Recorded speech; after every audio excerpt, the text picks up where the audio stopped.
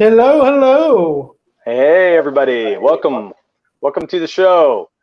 Welcome to Tuesday after Labor Day here in America. Yeah.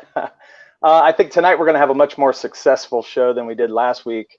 Our guest is here, which is fantastic. We're so glad that he's here with us. Last week, unfortunate events happened and we just didn't get our person in here. It's no big deal, but for us, we just love having our guests. Love whenever people show up. It's a good time. We want to have a good time. So we want to introduce to you Lee Byron Carver to the show. Welcome. Hey. G'day, everyone. I'm the man called Chemo Selby, the man with the plan from the land down under. Boys, I've got to ask you, what the heck is Labor Day? Labor Day is we have to be off from labor, except like the really hard jobs that like go to teenagers. They still have to work. Because on Labor Day, you still want your shake and fries, so someone's got to be manning the counter there. They haven't replaced the saw robots yet. But why do you get a day off for? Why do you get a day off for? What's that all about? Because of the labor. Because of the whole year of labor. Listen, it's a good question. Americans are pansies, man. It's not like we're pansies. We're coddling everybody. Got to pamper their behinds. Give them a day off because they feel like they work too hard. That's what it's all about. We were probably taught in school where it started from, but I completely forget. I just look forward to it every September. It is. I maintain that Australia stays part of the Commonwealth because we get the Queen's birthday off. Every year around June, it's the Queen's birthday. Bless her. God bless the Queen. Somebody starts playing God bless the Queen. We all stand up and face the right direction because they get that one day off a year. That's about all the input that we have from the royal family. No, I don't blame you guys. If you can get a day off, take it. We all need it these days. Yeah, no. I was playing. I actually enjoy it. We went camping, so we had a good family fun time, and, we enjoyed the whole weekend. So yeah, I never used to be into camping much, but the missus got me into it. Her whole family's big on camping. They got all the gear, all the stuff. They just go camping for like 2 weeks and just live out there in the bush, eating food off the open fire. There, it was a complete. I grew up on the beach. So I grew up surfing, so it was a complete, experience for me to. I love it now. If I can get away for a week into the bush somewhere and not have a phone on me, I'll take it if I can get it. Yeah, it's great. We love camping. Although I would call this almost glamping. We weren't like roughing it real bad here. If I can get a porta potty somewhere or a dedicated shower block with a dunny in it nearby, I'll definitely take that over somewhere where you've got to dig your own pit. I guess that's the bare minimum. If I can get that, I'm happy. Well, we were actually at some family's house and we were in their backyard basically, but they were close to a creek. And we could go kayaking and do stuff. So we had a lot of fun, man. We had a great time. It sounds like a great time, especially family time. That's important, especially with everything that's going on right now. Oh, yeah. Derek had a really good time. Me. Hey, we're not supposed to talk about that. Okay. Yeah, so one thing I see that the Napalm Brothers in the chat, he said he's here to subvert expectations. And that's not just... That's just not the show. That's life. He subverts life expectations. Oh, yeah? I was going to say, when they do it in the movies, they usually take a guy and make him female. So is one of us turning female during is that going to be the... I've got the longest hair, but I can't even say I've got the best beard because I think it's about on par, mate. I think it's although our colours are inverted. Last night. I'm like a palette swap from Street Fighter. You got the grey with the black highlights. I got the black with the grey highlights. Awesome palettes. I got to catch up to you, brother. You're way ahead of me there. You're rocking the Santa Claus. Funny. I just had grey. I cut all mine off last night. Literally, it was down to here. Well, here it was. Where's my hand? It was down to here. Yeah, I had mine. I had to clean mine up because I had court in the month of August. So I had you got to watch this guy. of it. Yeah, when it was. Well, I haven't been clean shaven since I was 20, and I'm 40, turned 40 this year. So it's that's next year. I'll have more of my life with a beard than not, and what a milestone that'll be. I'm gonna something big. It's not 40 that's the big one for me. It's the big 4-1 because that's 21 years with a beard. Proud of the people. Why not? I have no idea how long I've had mine. Man, well, I'm hitting 40. Well, I'm getting close to 48 now, and. Yeah, I've been there. Had the beard for a long time. I was only thinking today, like, how much time of my life I save from not having to shave every day or every other day. Like, obviously, I don't trim it or maintain it or anything. It's just, it's its own thing. We coexist. It's almost a symbiosis. I get the benefit of having a beard, and I transport it, keep it mobile, take it places. We both get something out of this relationship. I'll never cut it off. And the missus loves it. She we met when we met. I had a beard, so that's the only way she knows me. I don't think she'd ever want me to cut it off. She knows how happy it makes me. She wants me to be happy. Yeah. Yeah, convenience. But I always hated shaving my chin. No matter what I do, that would always hurt so bad. Hey, Amanda. Hey, Amanda. G'day, Amanda. Honestly, it's been that long since I've shaved this. And I don't even know. I don't own razors. I don't own shaving foam. I don't own electric razor. I don't know. I don't even know. I think I've probably shaved maybe eight times in my entire life. You're telling me you don't shave your cheeks at all? You have no hair growth there at all? This is legit. I wish I had some more here. Wow. To feel like this is it. I don't touch it. I don't do anything with it. Oh, I don't cut my hair. I don't shave my beard. I wash and stay clean and everything, and I smell nice, but I don't do anything to maintain. I just like that. I just like that wild mountain man look, and the missus likes it too. So that's all that. People say that's all that matters. That's all that matters. I create comics for a living now. I don't have to look professional. I can look That's right. Look at Alan Moore. He's been rocking the hobo for generations, and he gets away with it. He's also really talented, so that might have something to do with it. Yeah, I would say so. Maybe the longer the beard, the better you are, right? Could be. So we just welcome everybody to the chat. We see Amanda in there, the Napalm Brothers. We have Mo in there earlier. I'm not sure if he's still around, but he said hail the chat. So it's good to see everybody. Hope we have some others jump in here. I think right now we just want to kind of show some new artwork. If you guys are in here, we want you guys to see this. Yeah, just a little update on our comic that we're going. Yeah. So Ballad of the Celestials, we've been working on getting a couple pages colored by our colorist in Brazil. Nice. We got some international things going on for our Brazil, right there's now. So much good talent coming out of there. Like my entire team is Brazilian, aside from me and the letterer. Everybody else is Brazilian. Yeah, and they love it because once you convert, they charge me industry sort of rates. Once you convert it over, I'm paying them thousands of reals every week, and they're just. There's one dude goes like, I opened a studio. Like I now have a studio space here in Brazil, and he's got other artists coming in and working in the same space. So they're doing like this co-op type thing, and he goes, that's because because the money you've paid me. Over here, that can get me that sort of situation. He's not working in the corner out of his kitchen anymore on his laptop. He can set up a proper studio over there. Like it's my God. Fantastic stuff. Yeah. So expect big things from these guys in the future. Yeah, I mean, that's our goal eventually. I would love to have that. Stop doing what I'm doing full time and move into full time art. So. Oh yeah, 100%, brother, 100%. So I'm going to share this. So some of you guys have seen this. This is our. That is nice. Thank you. Do you recognize it at all? Is it an homage? Yes, it's an homage. I don't recognize it, but it's got that aesthetic. Aside from the type at the top, which is classic, like 70s, 80s Marvel sort of font. Right. I'm not quite. I'd be looking at a Thor cover just because of the arc and because of the hammer, but I could be off base there. I definitely can't pick it. The line work, Mike Zeck. There you go. Yep. There you go. That's super tight. That is a classic late Bronze Age style. Yeah, I loved it. As soon as I saw it, I was like, I think I have to do an homage to this because it's just so cool. It's actually for Wolverine versus Captain America. Aha! And it's a Captain America comic. And so I did this, and man, I'm really happy with it. I really am. Now that you've said it, I can see the arc. I can see the composition. There you go. Yeah, it's a classic one. Original. So I think anybody that's reading comics for I don't know. Oh yeah, 20 years or so knows that cover. As soon as you said Captain America Wolverine, I'm like, yes, King. I know what you're talking about. I know that one. I don't own that one, but I know that one. Oh yeah, it's so good. And I was like, well, it fits our story.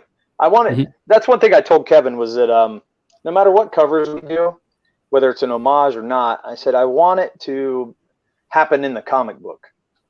I hate when you see a cover that never happens in the comic.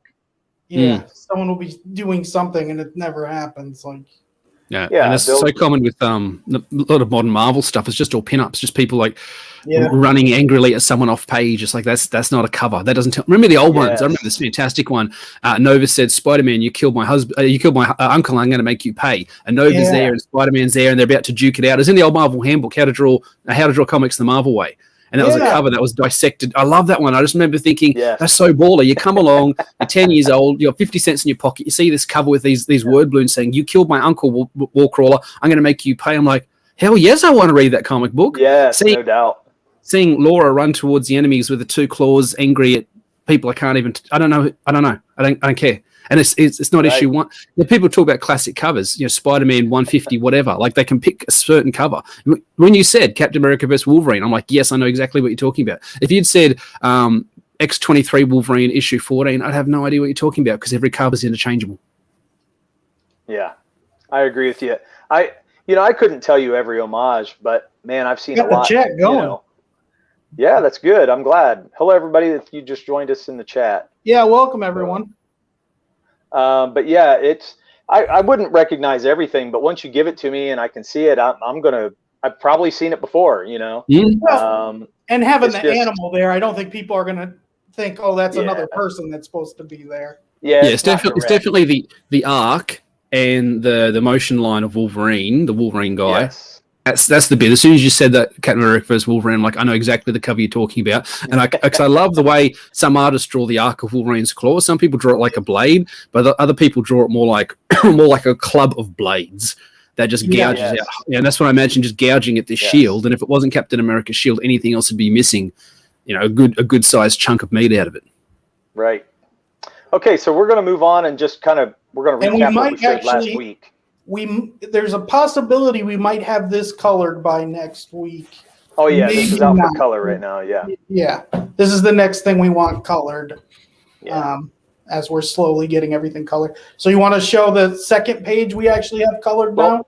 I'm going to show the first page just to recap. Okay. We don't have to spend very long, just real quick. I don't want to give too much. Quick and easy. Yeah, there's the first page we got colored. Really happy. That's nice. That's nice. He did a very good job. I like the spots of red and orange during the action to break it up. A lot of stuff these days, a bouquet of claws, exactly right. Six scale combat, Napalm Brothers, a bouquet of claws, just like this bunch of roses, but it's just adamantium claws coming out of it instead. Yeah, like a lot of modern comics will have the same, because it's in a forest. So you'll have 6 or 7 panels of just forest background, and it's just this blur of green with vague muddy figures. Here, you've broken it up with these pops of red. Dio Lima, who's a colorist on Company Men, did the same thing. In times of really extreme violence or combat, he goes full red background. This bit there where a dude's got a gun to his head, and he's going to take his own life. What's that? That's our colorist. Oh, you're kidding. I thought I recognized quality. I thought I recognized. I was sitting here going, you know what I could do? I'm going to name drop Dio, and I tell you what, if those boys don't come on back and tell me that's Dio, I'm going to eat my hat. I knew it. That's awesome, dude. That's great. Yeah. No, he is a prodigy. Did you hear he's just doing he's got his first Marvel work in? He's just got work from Marvel. Yeah, I just saw that on Twitter. Or Facebook. Facebook. He's fantastic, man. He's so good, so professional.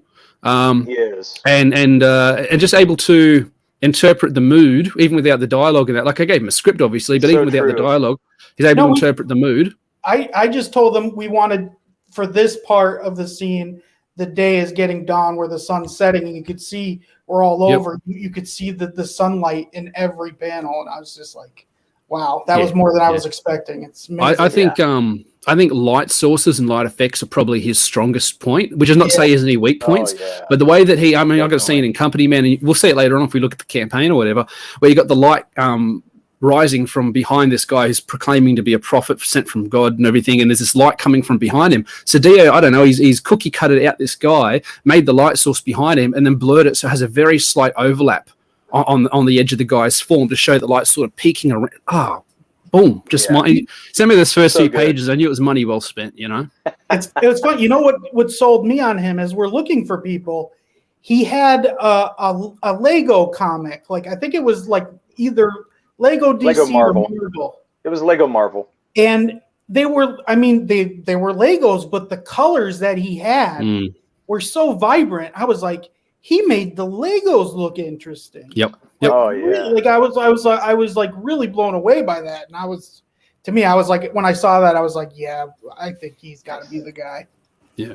He just understands mass and shape and form so well in a way that I think a lot of other people, and I'm not going to name names because I couldn't think of it off the top of my head, but there's a lot of people that just sort of template out some shapes, flat some colors or whatever, and they just do the selection tool and they do some gradient, and they do another selection tool of it and do a lighter gradient, and they build up lights and stuff. Yeah. And you get a nice sense of darks and lights. I paint miniatures, Warhammer 40K, that sort of stuff. It's a similar sort of thing. You paint the darks first, you paint lighter and lighter to the rise and the high point.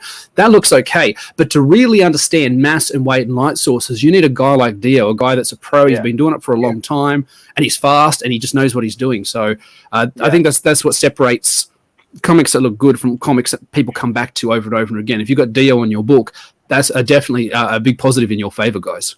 Yeah, he did fantastic. I'm so happy for him. He's my worst kept secret. He's a part of the team. Yeah. So now onto the last page that he colored so far, and we're super happy with this one as well. So here it is. Let you see it overall for a minute, and then we'll zoom in and study it. Yeah, you see what I'm saying with the light sources there with the flame. Not only, and because one of my guys has got flame powers and stuff. See you, Jace. Thanks for stopping by, mate. Yeah, Jason Black in the chat. He's absolutely. I call him the Gandalf of CG. If you want some sage wisdom, you go hit up. He looks like one of the Rangers of Dunedain or something. But you go talk to him, and he challenges me constantly. I'll say something off the cuff, like I'm so sick of X, Y, and Z. He goes, but have you considered this? I'm like, damn it, Jason, stop challenging me and making me think about my stances and question everything. You know, it's good to have someone like that in your life. He's always hitting me up with, hey, have you considered this? I'm like, I hadn't, and now I have to. I'm not that cross that you've done it, but this is the rest of my day now. But I just, like, one of my guys has got flame powers. So, Dio being able to handle flame was such an important thing. And you can see how well he's got it done there. The light through to the dark, but then the way that it's landing on the other guy. Oh, every day. Crack pack. Wow, 100%. Good stuff. Yeah, no cowards here. Nice of you to stop by. Good stuff. Yeah, thanks everyone for stopping by. So, let's zoom in a little bit because, man, he did some things to the drawing to the page I didn't do. He put these clouds in the back. I didn't put these clouds in the back here behind this panel. He threw that in there. Yeah, without I was like, anything. Oh my gosh, it's so good. And I'm sorry, he has a couple drawings where if you look at the background, the sky, that was another thing. I was like, the sky will be gray or red or something, but it's never plain. It's just the skies are amazing too, not just the lights, but that was something. This was going to say, like, a great understanding of texture as well. He understands that even something that's empty like a blue sky has texture. And look at how he's done a gradient here in this panel to offset the detail of the rock and the tree on either side of it. But he's done like a reverse gradient. He hasn't done blue to orange, because the orange at the top contrasts with the blue at the top. Like, he knows how to make a panel pop out of the page. He said to me the other day, I'm not talking out of school, he said, I just said, you got me 10 more pages. I said, I love it. It's so good, man. You're so good at what you do. I'm so glad you're on this project. I constantly tell my team how blessed I am to be working with them. I mean, I pay for the privilege, but I'm still blessed to be working with them, you know. And he said, brother, I want to color every comic that you ever make. I want to color it. I said, right, let's do it. Just have Dio as my color man. You know, like, I'm the sort of person, if something works, I just stick with it. Renzo Rodriguez did a variant cover for Company Man. It was so good. I said, right, every Company Man book ever is going to have a Renzo Rodriguez variant on it from now to the end of time. That's awesome. Why wouldn't I do it? He's so good. He's so good. He's so affordable, and he's so fast. And his cover is probably my favorite cover of all the ones that was done for it, just because of the way it captures the characters and their personalities. So, you know, look at the way Dio makes a panel pop out of the page. He knows what he's doing. Oh, yeah. So great. Keep talking and him up. Other people are going to hire him, and we won't be able to get him to work on our books anymore. I know it. That's why I'm like, we haven't even named him yet. Oh, my bad. So this video is going on private, I guess. Well, we haven't asked him if you know, because we just been starting the relationship. So but that's how me and Derek are too. When we pick, like, in a perfect world, we would like to always keep the same team going on as we keep going. Now, of course, you know, if he keeps doing what he's doing, he's probably gonna, you know. It just depends if he has the time, but yeah, we would love to keep him. I mean, this is only 2 pages. We've got like 29 more to give him. So I said the same thing to Kelso. I said, look, this is a 60-page book out of a 180-page miniseries, but there's 12 issues all up for all the, there's thousands of, like, I want you on all of them. I want you to be the company man artist. He said, yeah, fine, I'm on board. And that's a handshake deal, you know, like he could Sure. die or get Marvel work or whatever and cut out on me, and I couldn't really blame him, especially if he died, heaven forbid. But at this point, it looks like he's going to be the man for the near future, you know, the long term. Yeah, Same as awesome. Dean working with me on the Sinner. Like, Dean and I are going to be doing all the Sinner books. That's the team. Dean and I. He's got himself an inker. Right. I'm doing colors, and that's going to be the team forever. We don't want to switch that out. Switch out a team on an art book there. Yeah. So Dean did the Embrace, right? Which is just the digitals that come out and the physicals are being sent out now. I haven't seen anybody get the physicals yet, but it doesn't mean it hasn't happened. It just means I haven't seen it. But it's. I was lucky enough to come in as editor on that book, and I love that book. That book, I told the story before I was reading it. It's sort of the middle of the day, and I got about halfway through, and I just, as a parent, as a father with a son, because there's different, you know, fathers and sons and fathers and daughters have different relationships. They have to by very nature. And I'm reading some of the stuff that Mike Oden's written down in this book here. It's a father-son story, and I choked up on. I'm going to make a cup of tea. I said it to myself. I said, I'm going to go make a cup of tea. There's nobody around. Nobody was listening to me. I needed to justify why I was leaving, you know. So it's that good. It's really that good. You know, Derek he did a picture of the Embrace, and they put it on the box, was Derek's drawing of the Embrace. Oh, fantastic. That's so good. Yeah. I love I don't want to use the word incestuous nature, but like it's the Wild West out here. It's loose and it's free, and you can do work for this guy and that guy and do a guest spot here and a cover for there, and you can do some lettering for this guy and help him. Like I did character breakdown designs for Odin for one of his upcoming books that I'd love to talk about, but I probably can't. In return, not that it was a basic swap, but he had told me this character, so that's really cool. Can I just have a go doing a character design for him? Because I just love the premise. I just want to do it just for fun. I knocked out a few ideas. He picked one that he liked. I solidified it, sent it to him. He gave it to his artist. He sent me back that pitch. It looks aces. It looks so good. I love seeing my design there. And then he turned around and sent me a logo for the center. He said, hey, use this if you want. It's perfect. It's exactly what I didn't know I wanted. And you awesome. You're not getting that. There's no contracts. There's nobody putting their hand up saying, I need my 10%. It's just guys working, Wild West. You work for me. I'll work for you. Switch over. I'll edit your stuff. You edit my stuff. I'll do a guest spot for you. I love it. It's the future. It's the way to go forward. And everybody benefits. Everybody gets something. You get your name on more stuff, and you get to see other people's work. It's beautiful. Well, and that's something even me, because this is me and Derek's our first book. And, you know, we were doing everything together. And even when we were thinking with Dojo, that, like, do we have to make a contract with him? And when we were talking about him, like, he's not from America. So even if he takes the money and doesn't do anything, it's not like a contract's not going to matter. Nope. Like, what's that's the truth. There is a sort of looseness to the whole thing that is dangerous but exciting at the same time. I mean, there's times sometimes where, you know, somebody you're working with might just go quiet for a week or two. You're like, bro, what's up? And he's like, oh, you had the corona. Sorry, I was in quarantine. I'm like, that's fair. That's fair. Yep. You couldn't get to a computer. I can get down with that.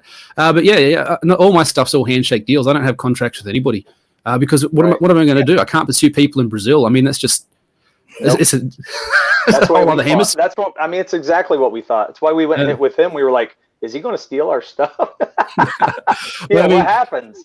Yeah, with him, I suppose the advantage is specifically that he's worked on a bunch of other books. We've seen him around. He does a lot of work for Marcel Dupree. Probably guys have probably seen Marcel Dupree stuff as well. He's a prodigy, man. He's just pumping out books. I got a bunch of them. I got a review. He sent me a bunch of books to review, and I'm going to do like a Marcel Dupree special where I review like a half a dozen of his books in a row. But he's just got a new book coming out every other week. I don't know how he does it. And Adio does heaps of work for him. So, you know, Adio's busy, but he's reliable. That's for sure. Yeah. Well, that is almost too crazy that we asked you to come on. Yeah, it's like meant to be. Yeah, it was kind of funny. So, man, I mean, just look at the hair. Yeah, the lighting effects on the guy's boot, that the fire light is affecting everything. Yeah. It's fantastic. I couldn't be happier, honestly. Like you can tell he's doing multiple light sources. You've got the flame from the front throwing some orange over the front of this dude here that we're looking at in the foreground. But then you've got a highlight light coming down on the raised edges of his sleeve. You know, and then you've got the reflected light off it's not shadow. There's a reflected hue of color coming off the road back up onto the underside of the Come on, man. I grew up just it's fantastic, man. Just really blue and red Spider-Man back in the day. It's just blue and red. Cope. That's all. Yeah, And this is where we're at. It's amazing stuff. Yeah, he's so good. So, yeah, man. So we're on our way, and what we did was we sent these 2 pages to him for promotion material. Like whenever we start a campaign, we're going to have a few pages to show off, and we thought, well, let's do some things that aren't going to give the plot away, but will be, beautiful to look at. And so, of course, we have to show fire, and so that was why we picked what we picked. And it looks way better than I ever thought it would. So it's surreal, isn't it, when you see your characters colored on the page? Why do you throw some word balloons on there, fellas? You throw some word balloons on there, and you're like, "Holy shit, guys, shut up! I made a comic. Like it's a real thing. It's a real thing. I'm telling everybody. It's exactly right, and that's the way I felt, because I've never seen my stuff have professional color to it. Never. It's always been my colors on my phone. I do it on my phone all the time. Yeah, just to see what it'll look like, And you basically just do the flats, honestly, right? Yeah, it's just flat color. So, but yeah, what else could I do? I've already had to learn how to ink, draw, manage, run a campaign, learn how to use. That's enough of our book. We should probably go on our guest book, Derek. Yeah, no doubt. Yeah, I can't learn one more. We usually try to keep it very quick, but the conversation went down, and I should have mentioned when we're in the green room backstage having a talk. I've got a rule: if you need to say something, you say, "Hey, Chemo, shut up," and then jump in over top of me, because I won't. You got to tell me. You got to be real explicit. Okay. We'll come up with a little symbol that comes up, just like a little sign, like "Shut the fuck up." I'll just keep talking. Oh, that's cool. No, it's all good, man. I love it, because we've already gone a half hour and we didn't even know it. Yeah, I know. How cool is that? That's the best sort of streams. Time flies when you're having fun. So you're hanging out with mates, having a good chat about something that's easy. No pressure. Well, I love it. You're our guest, though. We brought to show your book. We don't want you. Not like. Yeah. So it's all good. It's all good. So we'll go to Indiegogo and kind of look over it. Oh, I was already there. So there we go. So now your stuff's in demand. This book is in demand, right? Sure is, for a little while longer anyway. Okay. So how long are you keeping it in demand? That's a good question. I'm up in the air about that, fellas, because there's some weeks I only sell the one copy, and then Indiegogo turns and says, and that's $25 for a copy of the book. It's less when you convert it into American sort of thing. Like, okay, well you've sold a copy of the book. If it's sold for $23, Indiegogo charges me $20 fee to transfer money into my account. So if I don't sell 2 books, I lose. Yeah, I lose every cent. So I'm at the point where as soon as the digital file's done, what I think I'm going to do is I'm going to do a big, and everybody's going to need advice that says this is a bad idea. Let me know. Some people say you got to leave your campaign open as long as possible. That's fine if I'm selling 10 books a week. I'm selling one sometimes. In that case, I'm losing money. I'm sending out free copies of the book, and that's just the cost of the book itself, never mind the shipping and all that stuff on top of it. So what I'll do, once the digital file's done, we're just waiting for the last couple of pages from Dio. As you guys know, he's pretty busy. Send it over to Stephen Koch, SK, Sigmate Studios. He's doing the lettering. He's an absolutely fantastic letterer. If you guys don't have, if you guys don't have a letterer, have a look at Stephen Koch, SK. He's a top bloke. Don't steal my whole team, but he's a really good dude. And let me get a pen I couldn't paper. be happier. Who else is working with you? Yeah. And well, this is funny because I just now saw Lima on the cover of that book. I didn't see it before. Yeah. And I don't even know, even if I saw it, that I would have put 2 and 2 together on it. So now we're talking about the thank you cards. What's that? So what I was doing when I was doing the sign up list early on in the campaign, do your pre-campaign sign up. I heard 300 was the magic number, and I was determined to hit there. So I'd hit 200. And I was pushing really hard. I don't know if you guys see me much on Twitter, but when I'm campaigning, I'm a meme master. There's plenty of memes, all these funny memes and stuff with company men stuff and Captain America MCU movie screenshots with my characters in place over top. It's very entertaining. Awesome. And I was trying to get to 300. So what I did, we're at 290. I said, right, if we get to 300, because the sign-up list was going to end and then I was going to roll over into a live campaign like the next day. If we can get to 300, everybody who backs at a physical level will get a hand-drawn sketch card. And nice. We made it. We made it to like 320, actually. We've got like 40 more sign-ups, 30 more sign-ups in the last day. And I've got about 200 people backed physically. So that's 200 hand-drawn sketch cards that I've got to complete. I've got about 50 of them at the moment. Oh, they're out in the next stream. I'll show you some otherwise. I've been watching your streams while you draw. Oh, cool. Yeah. So I've caught some of those. Yeah, it's a bit of it's a surreal sort of stream of consciousness where I'm just talking about whatever comes into my head while I'm drawing and trying to interact with the chat. But I really enjoyed it. I call it my safe space. There's nobody else on the stream with me, just the people in the chat. If I don't like what they say, I can just ignore it and I focus on the stuff. I don't ignore anybody. I miss some stuff because I'm flighty like a pigeon. Yeah, it's a company men's in demand. I'm gonna keep it there until I get the digital file. Once it's done, I'm gonna do a big campaign push, like a 1 week last chance campaign. I'm probably gonna put together a bundle that's got a bit of everything. Cards, stickers, magnets, the whole schmear, smashed together in one bigger tier. If you didn't get it and you want to get everything, get this, like a second chance campaign just for a week, or you can back one of the regular tiers and get that anyway. And then I'm going to take it down off Indiegogo. What I'll continue to do after that, though, I believe, is sell it through like Facebook or a website where I'm not paying Indiegogo for every book that I sell. So it's still going to be in demand. It's like when people do 30 days and then and say, oh guys, we extended for 30 more. It's like only John Malin doesn't do that. Everybody does that. It's not a surprise. So when I say I'm taking it down off in demand, it'd be disingenuous for me to say it's your last chance ever to get it. I can't lie to you guys. It's your last chance to get it on Indiegogo. If you wanted to get it the next day on Facebook, you could. And it's still going to get it sent out by RJ at Critical Blast. It's still going to get sent out in custom company man wrappers and stickers and paper and sealed bags and everything, bag, board, Gemini mailer. He's got the whole thing worked out. Half price shipping, what you're used to getting from overseas. If you backed another Australian book, look at their shipping, look at mine. It's half or less than half what they charge. You're still going to get the same deal. I can't lie to you guys and say if you don't get it by the end of the last chance, it's not a last chance campaign. It's give me more money so I can make the next book campaign. I know Aerith Saga has been doing his own website, and he says he's very successful with it. So I definitely need him up on chat. Yeah, if you're hearing people are doing well with it, why not do your own website? I just don't see the point. Like it happened the other day. I sold one book. I think it was a digital one, and then they charged me more money than the digital book cost to send me the money. They charged me $20 to send me $15. I was $5 behind. I thought, what am I doing? Gosh. Yeah, that's like Indiegogo's good for what it is. It's like that Punisher line. The law works until it doesn't. The law works up until a point, and then after that, there's the Punisher. There's Frank taking care of business. Indiegogo's worked for me up to a point, and I'll do my feature campaigns on here. Although I'm really interested by what Doug Ernst is doing with Soul Tie, where he's doing it just on his own now. He's not even using Indiegogo anymore. That's an interesting sidestep that he's taken, and it seems to be working for him. We'll see how we go down the line. So I'll still do Indiegogo, but I'm going to get to this point where I am now, where I'm just not selling enough to make it worthwhile. I'll switch over to Facebook. You guys can grab it there if you want to. So you've got time. You've got time. Well, that makes me think twice about going into in demand, once our campaign ends.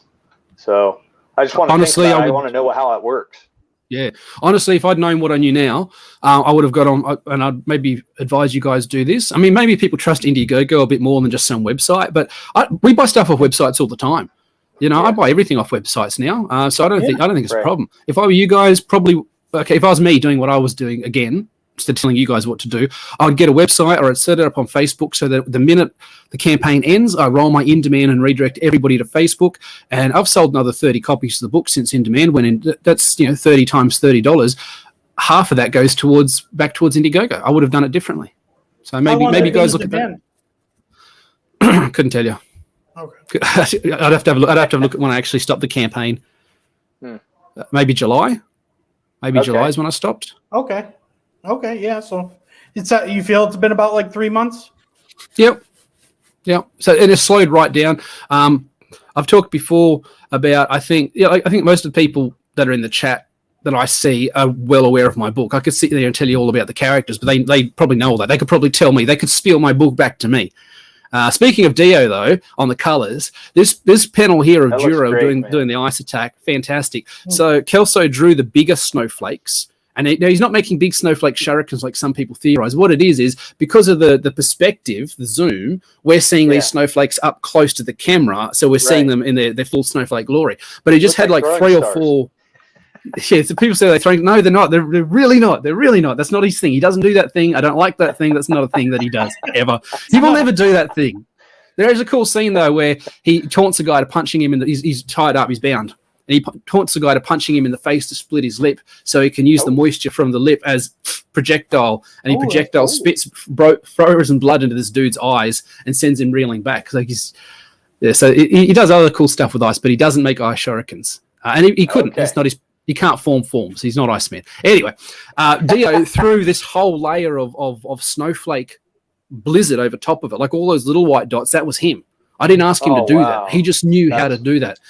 And the contrast of how open and desert-like the top panels are with how crowded and blizzard-filled the bottom panels are, masterful. I mean, his colouring on top of Kelso's art, that's selling the book. I come out here and sell the book in person. Shut up, Lee. Nobody cares what you have to say. Show us the art. Show us more pages. Show us more cool stuff. It is great, man. I mean, it does look awesome. That's the one thing I noticed when I checked out this this page was that the colors look great. But I had no clue. It's really funny. I was sitting there studying it, looking at it, had no idea. Same guy. So one thing, in your description of the comic, you put, think strike back with superpowers. And I asked Derek, I don't know what, neither of us know what strike back is. What is it's a bit of a deep cut. Some people didn't. The people that do is the sort of thing, and this is what I was going to say before, I feel like my book's reached its peak exposure, its peak potential this time round. I've sold 240-ish copies. I think that's about as good as it's going to get for me this first time round. I am relatively unknown. The first couple of pages look great. You guys don't know what's happening with the rest of it. Like, there's no way to know. There's no way of knowing if I'm even going to deliver. I am. I had the art all done before I even went live. It's fine. I sort of feel like I've reached my upper level this time. Next time, I'm going to do double digits. You wait and see. I'm going to do double what I did this time. It's not even an issue. I know it's going to happen. Yeah. But that seems to be a thing, though, too, on Indiegogo. Yep. Like, everyone seems to always almost double up, honestly, after Yeah. Sorry. No, that's fine. I mean, you got to know. You got to know. Like, I could be still streaming every day and pushing this, but there was times where I was on 3 or 4 streams a day and I wasn't selling a book. I do think that the company men, for its broad appeal in some aspects, does have a niche appeal in others. So when I said strike back with superpowers, that is a bit of a deep cut. It is kind of niche, but for the people that know it, they're going to be like, "Oh snap! I love Strike Back. Yes, I'm going to get on this." It was a show, a British show based on Chris Ryan's books, and it starred the guy that played the big dwarf in Lord of the Rings, Richard Armitage, I think his name is. Oh, okay. And he's ex-SAS and he's PTSD and all this sort of stuff. But they get in, they put him back together, and they send him out to do these really, really gritty missions. Like, there's one mission where he goes undercover in an African prison, and he's got to find this dude to extract him because he's got information. But there's an American dude, American soldier, special agent like him, who has to kill the dude so that information doesn't get back. So the English and the American guy are fighting each other, and they're like, and there's sort of this unsaid thing, like, yes, normally we're allies, normally we get along, but I need to kill him and you need him alive, so I'm going to kill you to kill him. And Richard Armitage is just like, come on, bitch. And it just shows how nasty it is. And it wasn't even anything personal. When the American dude showed up to betray Richard Armitage, he's like, that's fair, I would have done the same thing to you. It wasn't light-hearted and pat and twee, but it was just kind of like, this is what we do. We betray people, we kill people, let's go time. Mario and Luigi, the Smash Brothers, come on. And they had a good old fight. So is that gritty sort of granular level of backstabbing and shades of gray? Like, there's no good guy. There's no good guy in it. He's just the protagonist. And the same sort of thing. I often say the company men are bad guys doing bad things for a good reason. At the end of the day, what they've done makes America and the lives of the people they protect better. Everybody else suffers, but they're like, that's not my problem though. I'm not a special agent working in the interest of Afghanistan or England or even Australia. I'm working in the interest of America. That's who pays me. Right. So I'm going to make sure America's bottom line is looked after. And there's a moral ambiguity and grey there that I think particularly the CG crowd and the Indiegogo crowd tends to be an older crowd, tends to be a crowd with deep pockets, tends to like generally, I think, more traditional Bronze Age, Silver Age, heroic type fare. Now we've got a lot of DC and Marvel's kicked all those fans out. Yep. Yeah. That's really what's happened. That's why. Yeah. I mean, so maybe if I'd come in with a big shiny Superman character straight up, I would have done a little bit better. This was just the book that was in the fort. Like, if you guys have seen me on interviews before, I often joke that I've got more IPs and scripts written than I've got years left in my life, and I only just turned 40 this year. But that's not a joke. I've got IPs upon IPs. Yeah, some people go like, "Oh, I've got a universe of 300 developed characters. I've got 300 universes of one developed character." You know, like I got different worlds, different IPs, different titles. Alan Moore puts out a different book every year, and it's completely different to the last thing he did.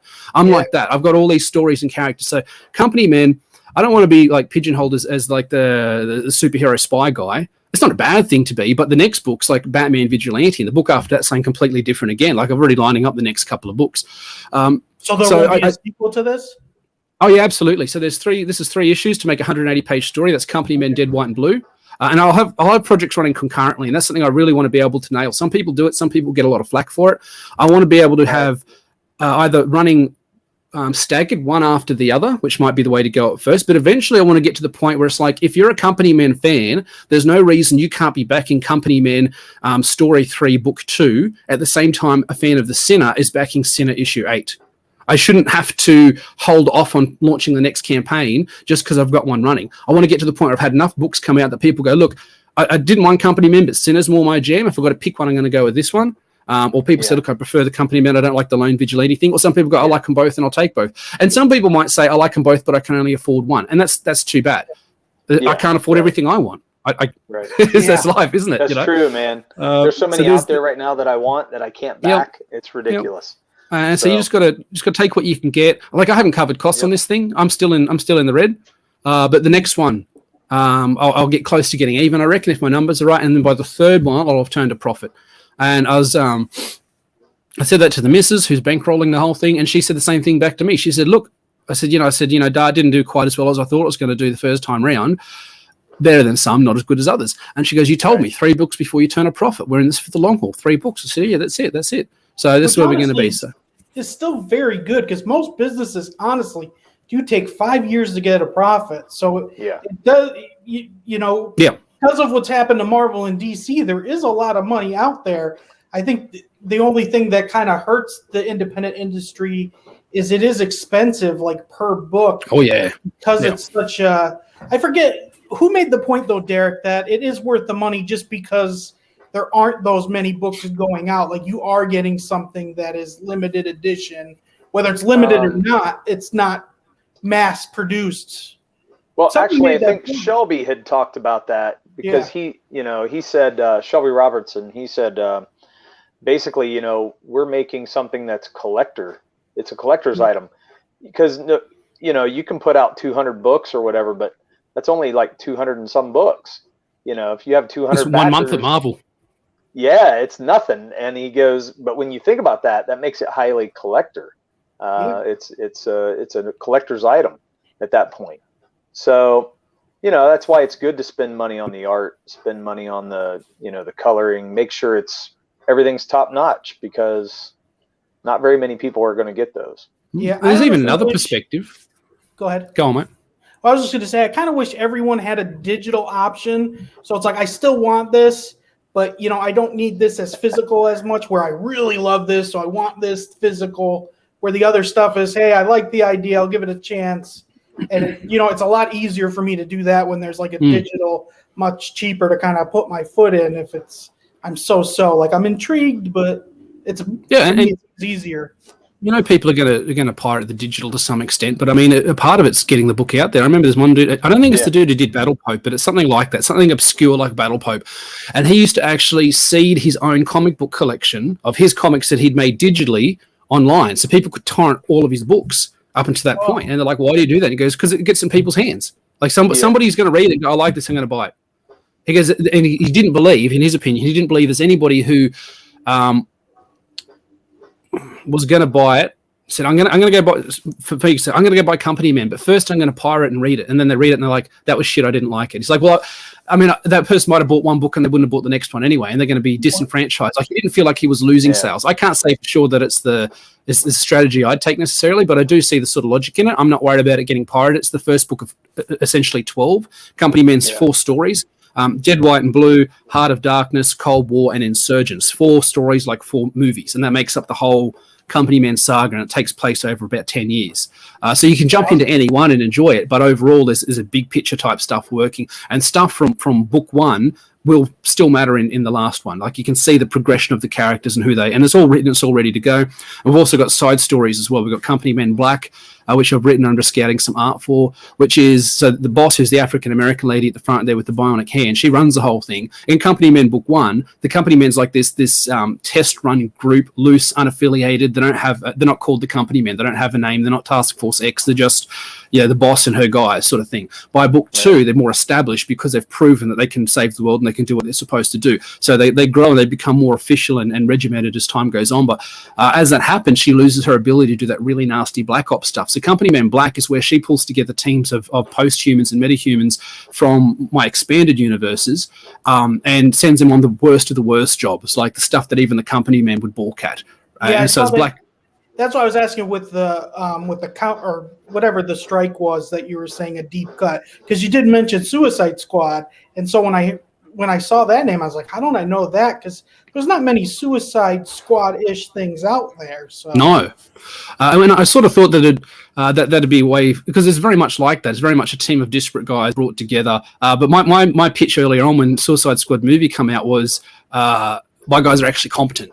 Like the Suicide Squad sort of they bicker, they fight, they screw up, and they sort of fall ass backwards into succeeding. And they pick themselves up, dust themselves off. They're like, there's only 2 of us left alive out of 12. Let's go home and get drunk. These guys, they're all Cinder up the back there. He's an ex-Detroit hitman. Jura down the front with the ice powers. He was like an SAS operator type dude before he got his powers. Abbott is the Captain America of the world. He's the first superhero grown genetically. He's called the Perpetual Man. He just gets stronger as he gets older. He started off as Captain America level in World War II. By the time we see him now in the present day, he's more like Colossus or Ben Grimm.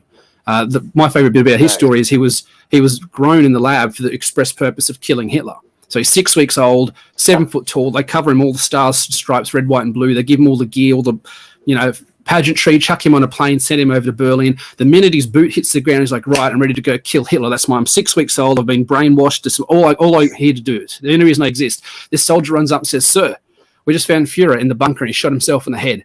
And Abbott's like, what do I do now? Like, my whole existence was to kill Hitler, and he's been killed. So his story is that he spent the next 70, 80 years road tripping back and forth across America, salt of the earth, blue collar, rust belt, backbone of the nation sort of people, trying to learn to be human, learn to be American. And he doesn't say it out loud, but his arc is about him trying to be the hero that he was supposed to be. He's real cynical about it. He doesn't like to talk about his past. He's like, used to wear the stars and the stripes and the costume. You look pretty stupid, man. He'll put your head off. And he's the first superhero. He's the grandfather of all of them. But when you see his actions, you realize he's real cheeky and he's really off color because he's invincible and nothing can hurt him. So you can't cancel a man that's invincible. You can't hurt him. But deep down, he still wants to be that hero. So when it matters, he nuts up and he cowboys up because he's still deep down, he wants to be Captain America, wants to be that hero that he was destined to be. You can't shake that. Who was it? Was it Goebbels that said, if you give me a kid till they're 7, I'll own them for life? You can't shake that early conditioning. Deep down, he still wants to be red, white, and blue hero man. So even though he's a womanizing, drinking, smoking, brawling, off-color redneck, he still really wants to be the hero of the story. Is he famous like Captain America? Like, does everyone know of him?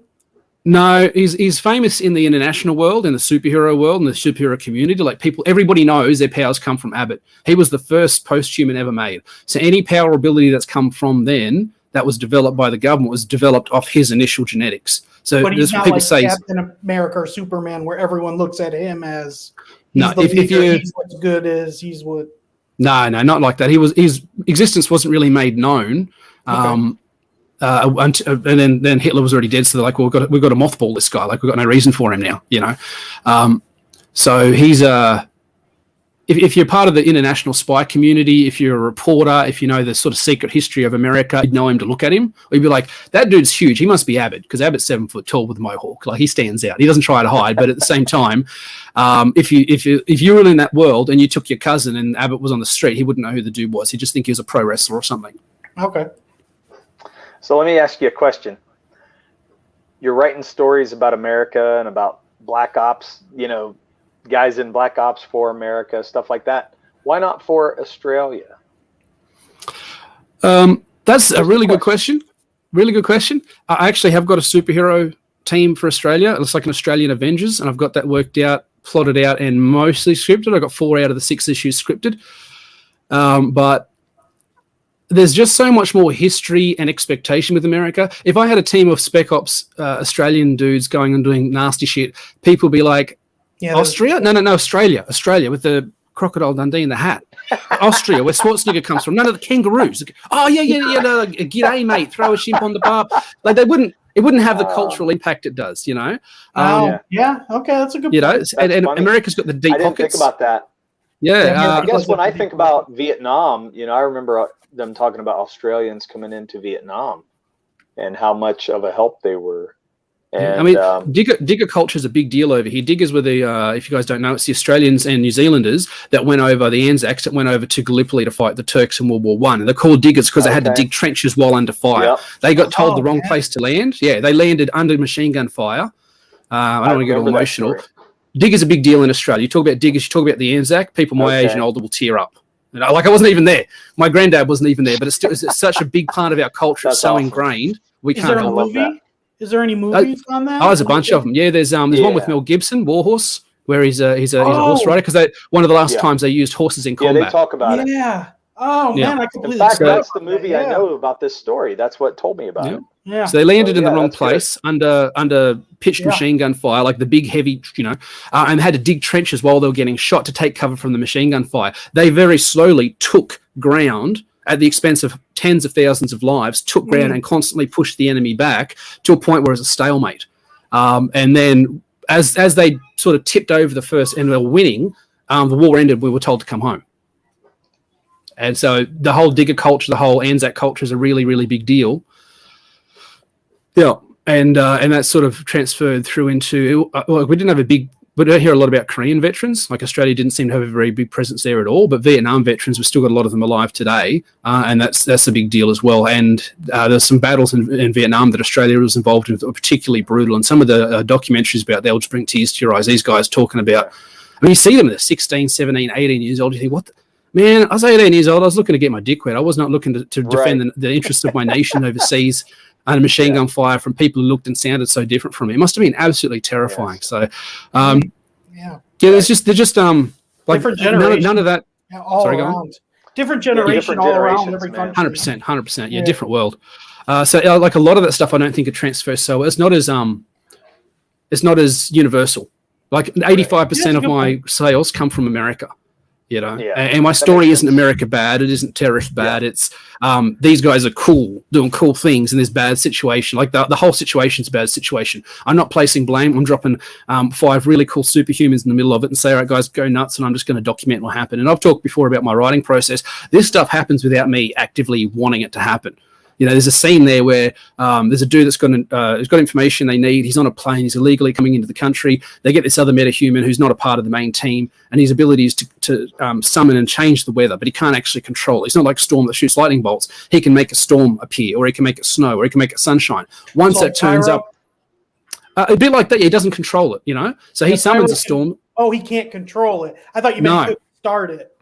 No, the other way around. He starts it and he can't control it. It's like reverse pyro with weather. Okay. So he summons this big storm to ground the plane, and the lightning strike hits the plane. And like, what the hell, man? He goes, bro, you know that I can only summon the storm. I can't control it. These guys' power levels are more on like XMen. Sort of, there's no Superman in this world. There's nobody that big and that strong.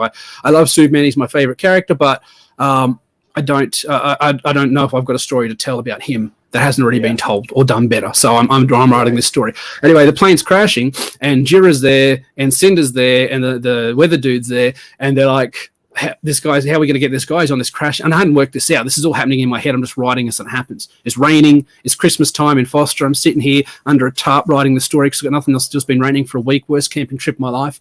And I'm like, how do these guys get this dude out of the plane? They need somebody who's got powers that can, and so then Abbot just steps into the frame completely out of nowhere. He just steps in and they say, and they turn to him, and he steps in fully formed, mohawk, orange operator glasses, the tank top, the khakis and everything. And they're like, the khaki colored combat pants, not khakis. And they're like, can you reach him? He goes, no, if I go jump and grab him, I'll tear him in half at this speed. I can't do it. And they say, okay, so what do they do? They turn, another guy walks into the frame, green trench coat, scarf, long blonde hair. They say, Gates, can you get him? He goes, no, he's out of my range. I realize Gates, he's a teleporter. He was going to teleport the dude to them, but he's got a certain range, and that dude's out of his range. He's microscopic. And there's a great bit where they're using binoculars, and Abbot's like, that's okay, he's got a parachute. We'll get him on the ground. And you realize Abbot's got enhanced senses. He doesn't need a binocular. Everybody else is there, like, looking at this dude right off in the distance. Abbot's like, no, he's got a parachute. You can read the serial number off it, So these guys just stepped onto the page fully formed. And so I don't have an agenda with this. I'm just telling the story as it was told to me. And it's a really surreal experience. And if you haven't experienced, if you're not a writer and you haven't had the thing where you see the tooth of the dinosaur fossil and you start to uncover it and you uncover the whole thing. And before you know it, you got this, brother, you got this velociraptor. You're like, what? Who put this here? Who put this Velociraptor story in my mind? But that's what it happens 9 times out of 10. Very rarely do I have to work at a story. I sit down and it just comes to me, and I love that. And I love being the medium for these creative forces that come out and get onto the page. It's one of my favorite things in the world. Sounds fantastic, man. I'm loving it. X-Men was always my favorite thing, and I always loved that even though they had great powers, they had limits, or there would be negative things to them. You know, like Superman. Yeah. I mean, there's only like you can do a lot with him, but there's limits to what you can do with him as well. But X-Men, like I've said before, you walk up behind Cyclops with a 38 and put a bullet behind his ear. That's my boy slimmed down. He's done. Yeah. Wolverine can survive a lot more, but I mean, drop him in a big pit, he won't be back for 30 years. Like there's ways around these guys. Aside from like Wolverine and Rogue, like most of the base X-Men from the X-Men cartoon, you could just take out with a sniper rifle and the element of surprise. These guys do have limits. And it's the same for Company Men. Aside from Abbot, who's invincible, and Cinder, who can turn into smoke and cloud and glowering embers and stuff, if you catch him unaware and you shoot him, just puffs of smoke. He's almost impossible to kill. He just reforms up. But Gates, Jura, Ramjet, Boss, if you catch them by surprise with a good rifle, they're all gone. Like these guys are still high stakes for these guys. When they get cut off by the CIA, when they get burned, when they're told you've got no authority, you've got no cash, you've got no resources, you don't have access to our spy satellites, our intel, just these 5 dudes in the middle of the Middle Eastern desert having to fight their way out, outnumbered thousands to one, while their own government's trying to stop them, and they're trying to stop a terrorist attack that nobody believes even exists, but they know it does. That's when you know the stakes are high. And when you're doing writing, you talk about the 3 deaths: personal, professional, and physical. So each one of these guys risks one of these deaths. Professional death. If I don't do this job, I'm not the hero I was made to be. That's Abbott. He doesn't worry about the personal death because he doesn't care what people think of him. On like a level, like you can't cancel him. It's his job. His identity is his job. I'm the first hero. I've got to be heroic. Some of them, for Gates, it's physical death. He doesn't want to die. He cuts out of everything. He's a teleporter. Something gets too hard, I'm out. And he even does it. There's even a point in the book where it starts to get really hairy, and they're like, Gates, do not cut out on us. I know what you're like. You're just going to disappear to Honduras or something. We'll never see you again. You know, and they have to say to him, if you leave, it's not over. They're not going to stop till we're all dead. You know, if you leave, there's going to be a news report on you with your throat cut stuffed in a dumpster somewhere. Like, you can't keep teleporting away from this. You've got to deal with this. They've got to sort of harangue him into staying. I love that stuff. That's awesome. One thing I wanted to go over, with it being in demand, how many perks are there that you can get? Is there, like, can you only buy the book? How many, I'm calling it perks. That's not what it's called though. It's like tchotchkes, all the extras and that. Oops. Yeah, are those still available in demand, or is it just the book? Yeah, like anything that you would have got with the base book is still available now. There hasn't been a limit on it because none of the printing or anything's done. So anything that's a part of that, you guys are going to get as well. So you got the standard edition. So if you go into demand, you still have a bunch of different options of different things to get, or can you only get like the book? No, you can still get anything that's been part of the campaign before. So you can still buy the original artwork. Because Kelso's got some actual traditional penciled and inked pages from the book up there. You can still get the metal prints that Phoenix Animation has done. He's done metal prints of the 3 covers that look absolutely amazing. They're stunning. He does such good work. So anything that's part of the campaign, I didn't do a lot of tchotchkes because there's not a good return on investment for a lot of them. Like, I was looking at a T-shirt option, and it got to the point where I'd have to price it at a certain price point that was beyond what most people are happy to pay for a T-shirt on a new IP. People are happy to buy a Cyberfrog T-shirt. It's been around nearly as long as I have. But on this is new. Maybe in a couple of years, people want a Company Men T-shirt. But at this point, I'd have to charge X dollars just not to lose money. I wouldn't be making money off it. I'd just be breaking even on these shirts. There's no point doing it at this point. Right. Come back to it later. A lot of the tchotchkes, the return on interest on them, return on investment's not that high. And like I've said to a few people, I could say, look, I'm going to do stickers, I'm going to do magnets, I'm going to do bookmarks. People like getting that stuff in the mail, but nobody goes.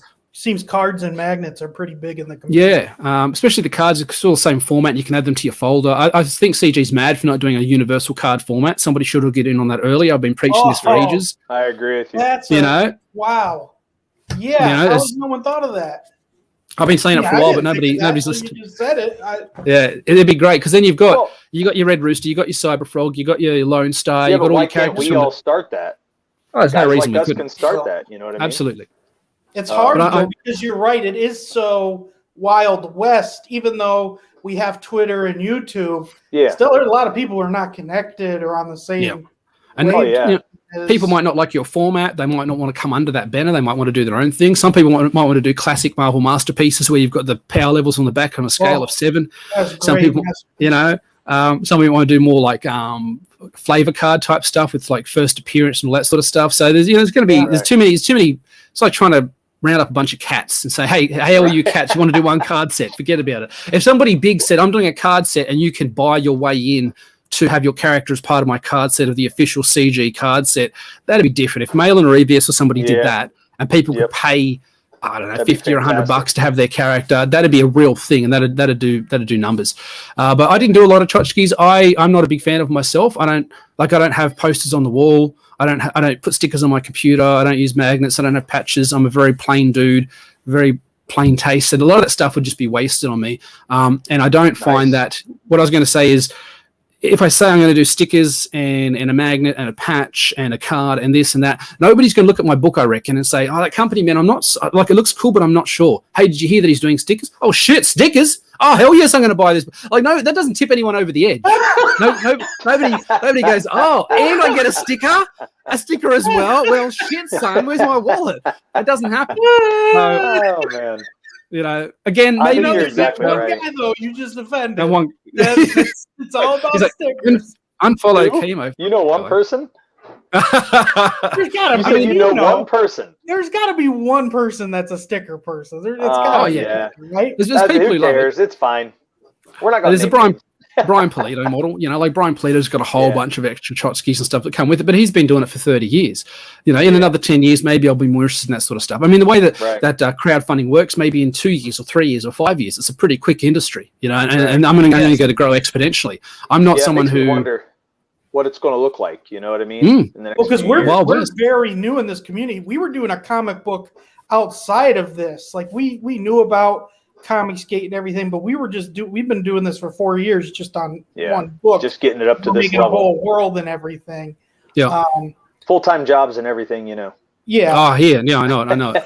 And so, but it seems like Comicsgate has really went up from what it started to what it is right now. So imagine 2 to 5 years from now what it really will be. I look at it like a 3D model. If you can imagine a line graph turned isometric, and you're seeing there's a very, very sharp initial rise, but it's very narrow. And now as the rise has started to plateau a bit, it's getting very wide very quickly. People are making less money, but there's more books making less money, which is still a positive. There's a time where you had a half a dozen people making $100,000 each. Now you've got 100 people making $1,000 each. That's got to be better. That's got to be better for the consumer. It's got to be better for people wanting to enter the market. There are going to be people that have great ideas, like that are, like Spawn. Not everything was great out of Image. But Spawn's with the test of time because it's a good. So I think the more you have, especially when it comes to art and people who are artistic, whether it's writing or drawing, I think the more you have, the more we can find like the really great ideas, the stuff that are like awesome. You'll have your good stuff, but I mean, there'll be people who would have never attempted it if Marvel and DC didn't do what they did. And again, look at Polito. He did that Zack the Zombie Slayer book. Sold less than half what Lady Death did. He never went back. Lady Death's had 10 campaigns. La Muertos had 6 campaigns. The Bathory Witch thing, I think, had half a dozen campaigns. Poor old Zack the Zombie Slayer, 1 book, 1 and done. He never got a sequel. You don't waste your time. If I do Company Men does what it does, Sinner does what it does, and I do the next book and it falls flat, I'm not coming back to that book. Right. I'm not even going to rework that premise. I'm just going to say, okay, lesson learned, and do something, seeing where it failed, do something different that's the opposite of that to capitalize on what I did wrong. I don't believe that's going to happen. I believe all my properties have got legs, but I'm not going to waste time reiterating on stuff that didn't do well the first time around. I've got too many other things to look at. Is that hard though? If there's something like you really love, like characters, and you really want to be because it's your favorite, you know what I mean? Outside of there's 1 or 2 IPs I've got that I really love that I'd be pretty shattered if they didn't work. But if they don't work, I'm not going to make a point of pride and waste resources on them. I really believe with the big ongoing story, the change in the team lineup and the characters and the development. I think Company Men's a really strong IP to be the core that I base my publishing around, as well as publishing novels, editing.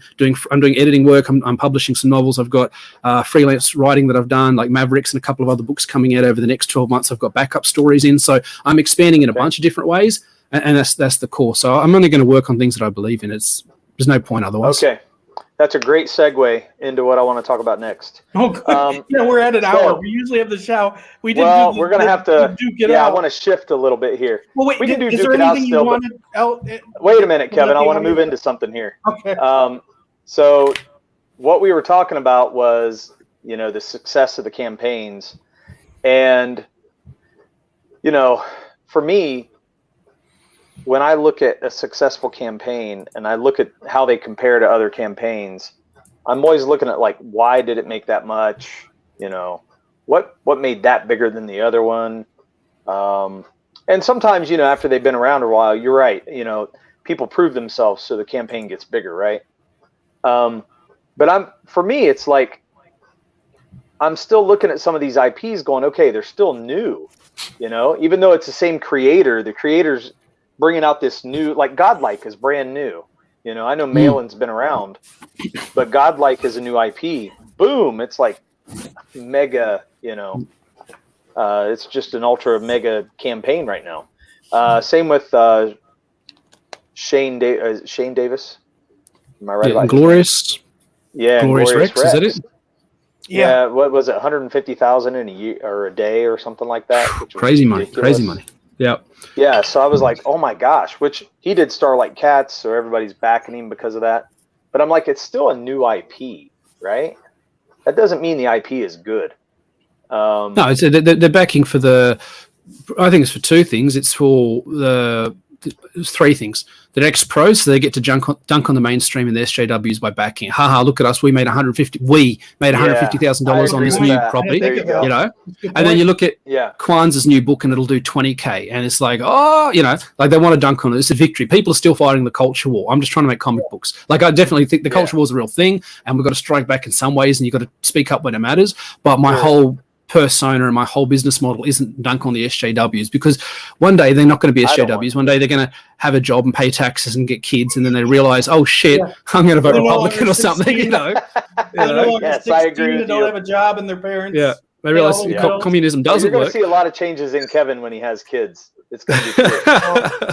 And then they're potential customers at that point. They go, well, I just want and they're like, oh man, I'm so tired from working all day, paying half my wage and taxes, and the kids are on my case. I just want some relaxing. This looks company, man. Hell, this looks cool. I don't remember seeing this before. Yeah, you remember. You review bombed it 10 years ago because you hated it because you're an SJW and I didn't vote the way you vote. It'll be different. So I don't want to alienate anybody. So I think it's the dunk on the SJWs when a strike of the culture war. It's because these guys are ex-pros and they're proven and like the level of quality you're going to get. Yeah, absolutely. And I think also the third thing is the entertainment these guys provide. That's something that I think a lot of people overlook. Cecil's book got to $250,000, lads, on 2 preview pages and Donald DeLay's art. I don't think so. It got to that because people love Cecil. And I've seen people in the chat, like, I don't watch the Jack Show or anything, but I've seen people on the chat say, oh, I'm backing, what's it called, Cash Grab. I'm backing Cash Grab for the 4th time. Thanks, Cecil, for all the entertainment you give me. I'm so down these days because of everything that's going on. I jump on this stream. You make me laugh. It's a way for them to show their thanks, their enthusiasm. I don't do that sort of thing myself. I don't just give someone money because I like what they do. I would buy a product of somebody I like if it's something that I like. But I think there's a big part of it that people don't necessarily take into account. John Mayland, the whole wolf coach milk mother thing, like he does, like that's his. Shane Davis does the kooky outfits and he's got his missus on there and they're like a team back and forward honeymooners or something. And people seem to like that.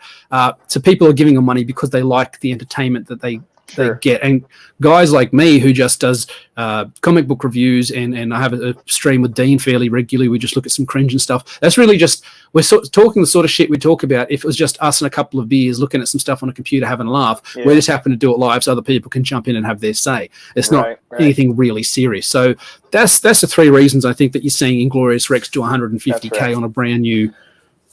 I agree with you. So thinking of those new IPs, let's go into our Duke It Out section. So I put a little link in the chat. If you guys could, I don't know if we can scroll up. Did anyone click on it to I don't know. vote? I don't know. I'll have to go and see if anybody's gone over there to do it. Oh yeah, some people have, but ooh, wow. It's kind of 50-50, which is kind of cool. Okay, so it is 50-50. Yeah, so I voted and I just threw it out. Oh, did you? hit refresh. I threw the whole thing out. Yeah, so the question is, should you change an artist on a successful independent comic series? So if you take Shane Davis, for example, he had Starlight Cats, very successful. Everybody loved that book that read it. The reviews it got were fantastic. I don't think I've heard anything bad about that book, really, to be honest. You know, and I think it's kind of an all ages type of book from what I remember. Because it is such a niche, not niche, so specific. Like, you know exactly what you get. Yeah. You're getting magical space cats with the little girl protagonist. I think it's a bit like Company Man in that if that's your thing or it's in your wheelhouse, you'll buy into it. It's not my thing. I didn't buy it. I don't tend to buy physical books that don't have my name on it, so I haven't seen it. So it's not my thing. So what I'm saying is, if it's in someone's wheelhouse and they like that sort of thing and they go and they back it, chances are they're probably going to look favorably upon it anyway. If you gave it to somebody who wants blood and guts and Harley motorcycles, said, hey, review this book, they're like, I mean, technically it's okay. It's not my thing. I didn't dig it, you know? So I think probably a lot of the positivity we hear on these big projects are partially sunk cost fallacy. Like they've invested a lot into it. They wouldn't want to say anything negative about it in the first place because so much of their pitch in the culture war is buoying up these creators, rightly so. They wouldn't want to talk shit about it. But I think part of it is also you're already predisposed towards it. If somebody gave me something that's, you know, like, you know, cool super spy type hero stuff, I'm already on board. It'd have to be really bad for me to hate it. Right. Well, and so if you're going to change artists, would that bum you out? If that book changed artists, if you were into it and really loved it, would it bum you out if they changed artists? It bummed me out when Zach changed artists on Jawbreakers, and I've never even read Jawbreakers. I've only seen some screenshots. Really? You know, he changed from John Mayland to Aaron Alphysha. I'm like, and Alphysha stuff is good, man. He's good. It is good. I'd love to work with that dude. I'm not saying, but to me, Jawbreakers had that real Extreme Studios Liefeld edge that Mayland still manages to be able to pull off well. So when it changed artists, I'm like, oh, I don't know. But for me, really, it's not so much the artist, is do the characters stay on point? Is the art of a similar level of quality? You know, do the characters still look like they do? I remember this one issue of Justice League. I was collecting Justice League, and they swapped out to this I don't know, Filipino-Indonesian artist, Tangen Hout, and his Superman looked like he had like big ears and his skinny little neck, and it didn't look like Superman. It's like you're not drawing these characters on model. I know there's style. I know you've got a style, but Superman has to be Superman, and he wasn't. And I hated those issues. You know? Yeah. So I think on that. I mean, for me. I get into an artist, and it seems like just as soon as you get into the artist, I mean, on the mainstream, they want to switch them out. You know, they end their run. And I've had remember John Byrne doing like 20 years on Fantastic Four. He's like hundreds of issues on he defined, like when I see Reed Richards in my head, I still see him with John Byrne's stylings on the face. The way that the Things rock bits almost look like they're a puzzle sitting on top of each other, the way that John Byrne did it. He did it with really deep crevices, not this blocky, muddy thing you sometimes see. It was very uniform. I still see them like that in my head. He defined that. They don't let them do that anymore. They switch them out so they don't get that superstar status and do Image 3.0, I guess. And it's crazy it's to funny me, because when I think of X-Men, I think of Jim Lee and then Byrne as well. Yeah, I would too. Who I usually think of when. You know, that's what happened when Jim Lee left the X-Men. Who was the artist that took over for him? It was. See, to me, I've always been story before art. Like it's, you know. Well, I say that, and then I just got the friggin' Heroes Reborn because of all the art in there. You know, it's a tricky thing. It's a debate that happens a lot. I see it a lot in the backroom chats and the quote-unquote whisper networks. People always arguing over who's more important, story or art. Ultimately, it's a visual medium. Without the art, you don't have a comic book. You can do a silent comic book with no words. And if you want to write, go write a novel. But then you look at something like Order of the Stick, which is this little Dungeons & Dragons comic, and it's got literally stick figures. They're just slightly better than stick figures. See you, mate. Thanks for stopping by. Icanelis. Yeah, good night, I didn't say your name wrong. Thanks for stopping by. Getting late for people. Yeah, thanks. And they're barely better than stick figures, but this guy's got thousands of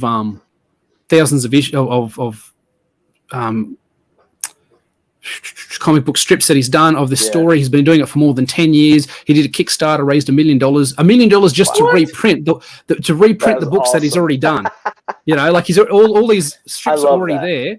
And he's like, guys, I'm just going to go against that mainstream thought. You know what I mean? He's just going to bundle up. I'm going to sell it, and he made $1 million on it. And it's a legit good story. I mean, there's bits where he gets preachy, and there's bits where it's high and low, whatever. That's any story that goes on. But ultimately, it's a quality story, and it's the writing that carries it. Nobody's turning up for his stick figure characters. They've gotten better over the years, but good stick figures are just better than bad stick figures. So the writing really matters. And then you got this Wolverine story I always cite that had Wolverine and Sabretooth as the heads of these ancient caveman clans that were like yellow-haired feral cavemen and black-haired feral cavemen. That was Wolverine and Sabretooth, respectively, their ancestors that fought each other, and it had Romulus and Wildchild in it, and it made no sense. I don't know what.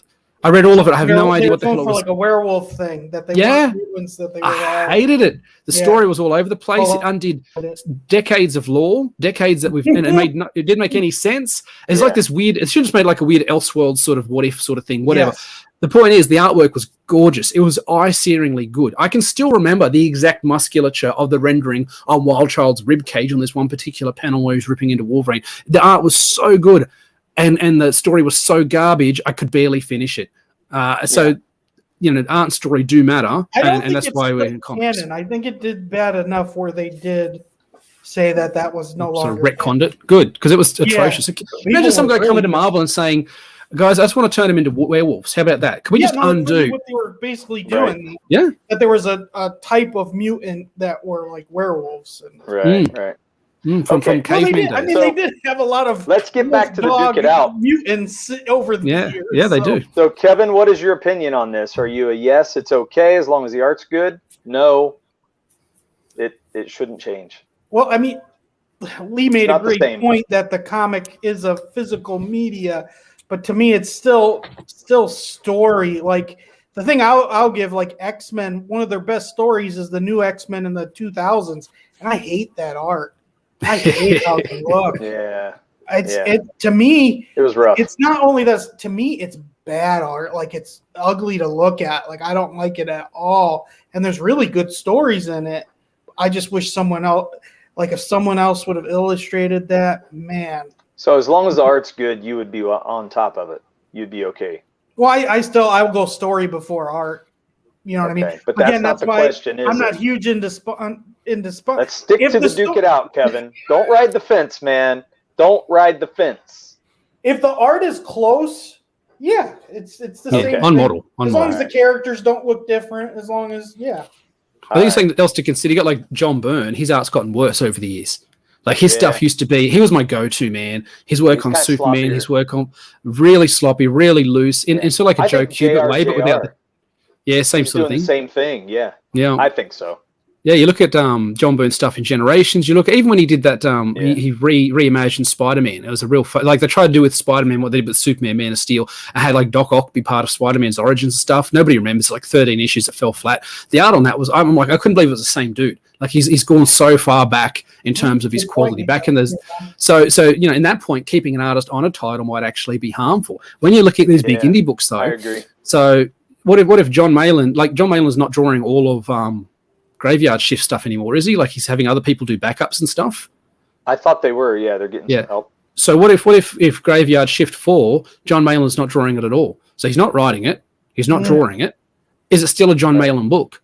I've said before with my stuff, I want to be a kingmaker. I want to get to the point. I got guys. I got this group of people around me, writers and stuff that have got really great IPs, really great talent, fantastic. Some of these guys are better writers than me. I'm like, you guys just need a bit of capital to get started. Get a half a dozen pages done. Get a kick-ass cover. Get your premise out there. This one guy, Firewatch, a good mate of mine. His stuff is so good, man. He's got like 4 or 5 really strong IPs that are pulling 6 figures under the right circumstances with the right art and the right cover. It's the stuff that people really want. I want to be a kingmaker. I've got enough money that I can say, I'm going to partner you up with this artist and we're going to put this product out there, and at that point it's no longer a Lee book because I'm not writing it and I'm not drawing it.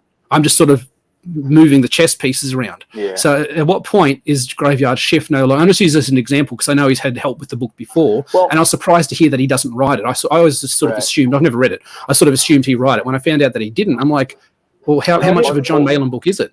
Oh, I didn't know he didn't write it. I thought he did. Is it Polton? I believe so, yeah. Right? Yeah. So talking about that, I mean, the reason I put this in the chat was because, or in the Duke It Out segment, was because, as a working guy, we were wondering, because once we released the first book, how are we going to put out the second one? Because the second one's going to be tougher and more crucial because of the expectation. Yeah, people are going to want this book out in a year or more, or less. I mean, and so how could we produce a book? Because it took me 4 years to get to this level. my first thought. Woo. You just want to break. I mean, I can't just give up a job. You know what I'm saying? Yeah. And to roll straight on into book 2 would be a big feat too. Sometimes you need that break. Like after the Company Men campaign finished, I disappeared for nearly a week. Because it's a big deal, man. It was a big deal. It was every minute of every waking moment of the day. I was there. I was streaming. I was promoting. I was pushing out memes. I was going on other people's shows. I just needed a break. And then I come back and that's the plan, man. That's the plan. I want to be a kingmaker. We'll see if we get there. Give me a couple of years. Yeah. Because I believe these properties are so good that I can bring them under my umbrella sort of thing. And I wouldn't be taking credit. It's like when Quentin Tarantino presents and it's this kick-ass movie, like it's such a good movie. And all Tarantino did was tap you on the shoulder and say, hey, there's this really cool movie out of Japan you've never heard of. Check it out.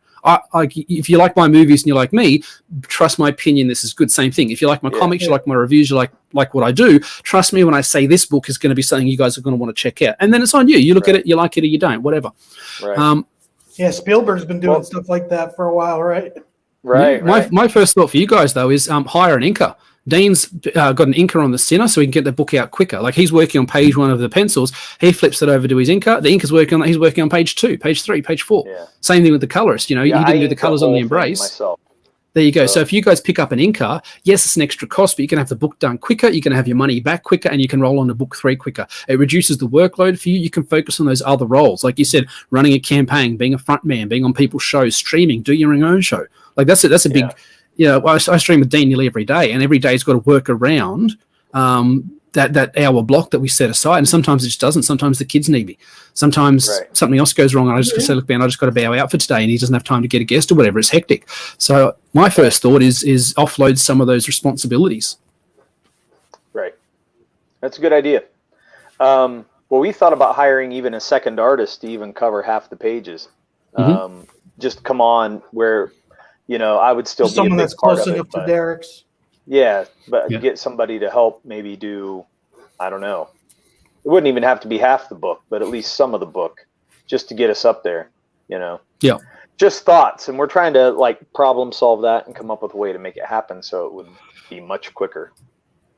Well, I mean, maybe at this early stage of things, it'd be like if a Kelso couldn't do book 2 of Company Man, I had somebody else come in that, like I said, was similar quality and would have a similar sort of style. People refer to Kelso, they say he's a bit like Michael Turner, a bit like some of the Image dudes. There's like some elements there with his rendering and that. If I get someone that's similar to that, some people might not even notice because they don't know his name and my book's not a big enough deal yet for people to be outraged that he left. Right. He's not leaving. He's doing all 12 books. But if maybe it's the same thing with you guys. Like maybe at this point, you have your first campaign, it does the numbers that it does. You garner the success that you've earned, and you're sitting at that point when you go on to the next book. It might not be as big a deal because there's not as many eyes on it. Six Scale did everything in his book. He's an absolute machine. He wrote it, he drew it, he inked it, he colored it. It's so good. It's so good. If you guys haven't seen Napalm Brothers, what happens if you're already insane? What happens after that? Shit, man, I'm going insane. I don't know. I really am. Does it cure you? Do you just go? Do you turn back? Do you become regular? Do you become sane? You become a really well balanced individual that manages. I could see that. So, I mean, we wanted to announce kind of that we're wanting to bring you on board with us and have you do even right now just some light editing for us because everything's already drawn, inked, and ready for color, and then we're going to get it lettered, of course. Yeah. But Derek already lettered it, but we feel like I backed out. It's okay. You can't skimp on the lettering. Like you got to have pro level editing, lettering, because if you don't, that and coloring, you can have Bath with the radio. Somebody could have average artwork and really great colors that helps that artwork pop, and then top lettering, and it's still going to look like a pro product. I mean, sometimes when you take, I did a review of a book the other day, and I realized once you took the color out of it, how simple the artwork was. Like, it really wasn't as good as I thought it was. The color tricked me. This guy did lots of layers of highlights to the point I'm like, man, this art's so detailed. No, the coloring was so detailed, you know? So the one thing you cannot skimp on is lettering and coloring. There's two things, but that'll make your thing look pro. So you've got a pro colorist. We've already talked about that. You get someone who knows what they're doing with the lettering. People are going to look at your pages from you know, I'm this far back from the screen, you know. People just be like, damn, that's good. Look at this. That's pro, man. People say about my book all the time. Like, I can't believe I've never heard of this. This looks professional. I said, yes, thank you. It does. Yeah. I'll own that. I'll own that. It don't just look it is professional. You know what I mean? Well, I mean, these are pro art. I mean, Kelso's a pro artist. He's been working in the industry for 10 years. Dio's a pro colorist, worked for Boom, Dynamite, now Marvel, a whole bunch of other companies over in Brazil and in America. Like, these guys are professionals. And Stephen, who's doing the lettering, he's on his, like, I don't know, 10th book that he's put out. Like, he's an Indiegogo kickstarting pro. He's put out 3 issues of Terra Olympus. He's put out Transhuman. He's put out a bunch of other stuff, Wordsmith. Like, he knows what he's doing. He's an absolute, and he's just real easygoing. Approach him with any sort of issue or idea. He'll come back to you with solutions. He's really open to helping people. He keeps himself fairly quiet and chill, but he's just such a wealth of knowledge there, and he's a kick-ass letterist. Right. That's awesome. Well, yeah, we're really happy to bring you aboard, man. I mean, I think it's going to be awesome to get some other eyes. We really should have started the video with that. Well, we should have. Man, listen, you guys were like a freight train, and I could not stop you all. And it was your fault, Kevin. You just kept spurning it on. I'm always thinking, putting the coal in the oven, man. You're just putting it in there. So there was questions I didn't get a chance to ask. So. I'm just not. So I'm not getting blamed once. Normally, everyone's like, "It's Chemo's fault. He would not shut up." No, it's not. It's always Kevin's fault. Okay, I'll keep that in mind for the future. It's going to be great working with you guys. Definitely got a good vibe from hanging out with you and everything. I like what I see, and just the very fact that you're aware. Like, everybody needs an editor. I've got an editor. Frank Miller's got an editor. Alan Moore's got an editor. You read Alan Moore's latest crazy fish dick book, whatever it's going to be that comes out, and you look in the credits, there's going to be an editor there. And even if all they did was say, nice work, Alan, because he's Alan, he still had an editor. For somebody to say my book doesn't need an editor is just pure folly. A book I reviewed the other day, the editor was the writer. He had the two credits. You cannot edit yourself. Yes, all writers edit themselves by nature of the beast, but you cannot be a beta reader. You cannot take that step back and look at it and say, okay, here's this product. When I edit books, I don't have an emotional investment. I can look at it purely subjectively, objectively, and say, how is this product going to hit the market? How are people going to respond to this? How do I respond to that as somebody who's maybe not into this book or that book, this sort of genre, that sort of genre? You know, you can look at it in that detached way. Did you guys hear the glass shatter? So Dirk, I'm gonna have to. Dirk is the one with the hat that people don't usually like, and then I'm Murph. So I guess I am with the beard. And what just happened? I wasn't paying attention to what Dirk was saying. Did everyone leave? What happened? I'm sorry. Big glass shattered in the background. My wife dropped something in the kitchen, and I had to check and make sure everything was okay. So sorry about that. Do I have to call Children's Services again? No. Okay. It was just like, boosh, you know, and I was going, okay, what is happening around here? Me and Derek used to work together. That's how we met each other. And like after the first 2 weeks or 3 weeks, his one son had like a broken leg, the other had a broken arm, and like I'm like, do I need to call Children's Services here? And then like 2 years later, I start going over his house, I meet his kids, and I'm like, what you were doing before, you didn't do it enough. I'm not calling Children's Services. These kids need. Because he's got teenage boys, man. They fall down and break every bone in their body. You know what I mean? That's just the way it is. That's the way boys are. Skateboarders and so. You'll get desensitized before too long, Kevin. Whenever you have kids, you'll understand how it is. Yeah. I remember when we had the first kid, the missus wanted some nice baby photos, you know. So, and he's only a couple of days old, couple of weeks old, whatever. He's preemie, so he's real little. And I'm changing him into his little suit with his little bow tie and being super careful. And the husband of the photographer walks in and he's like, "Oh, I can tell this is your first kid." And I say, "Why is that?" He goes, "He's being so careful." He said, "By the time you're the second one, he's ripping this off and doing." And it's true, man. The second one, you say, "Get that off and just put this on, chuck, kick him up, get out there, chuck it, just footy toss." They bounce. It's surprising. You don't think they do. very resilient. When they're little. No, they That's are. for Yeah, sure. that is funny. That is funny. Well, hey, man, we've been having a great time. Actually, I'd love to stay on all night. But it's probably not good for our show, but we'll lose a bunch of people. We've already gone down to about half the viewers, but yeah, it happens.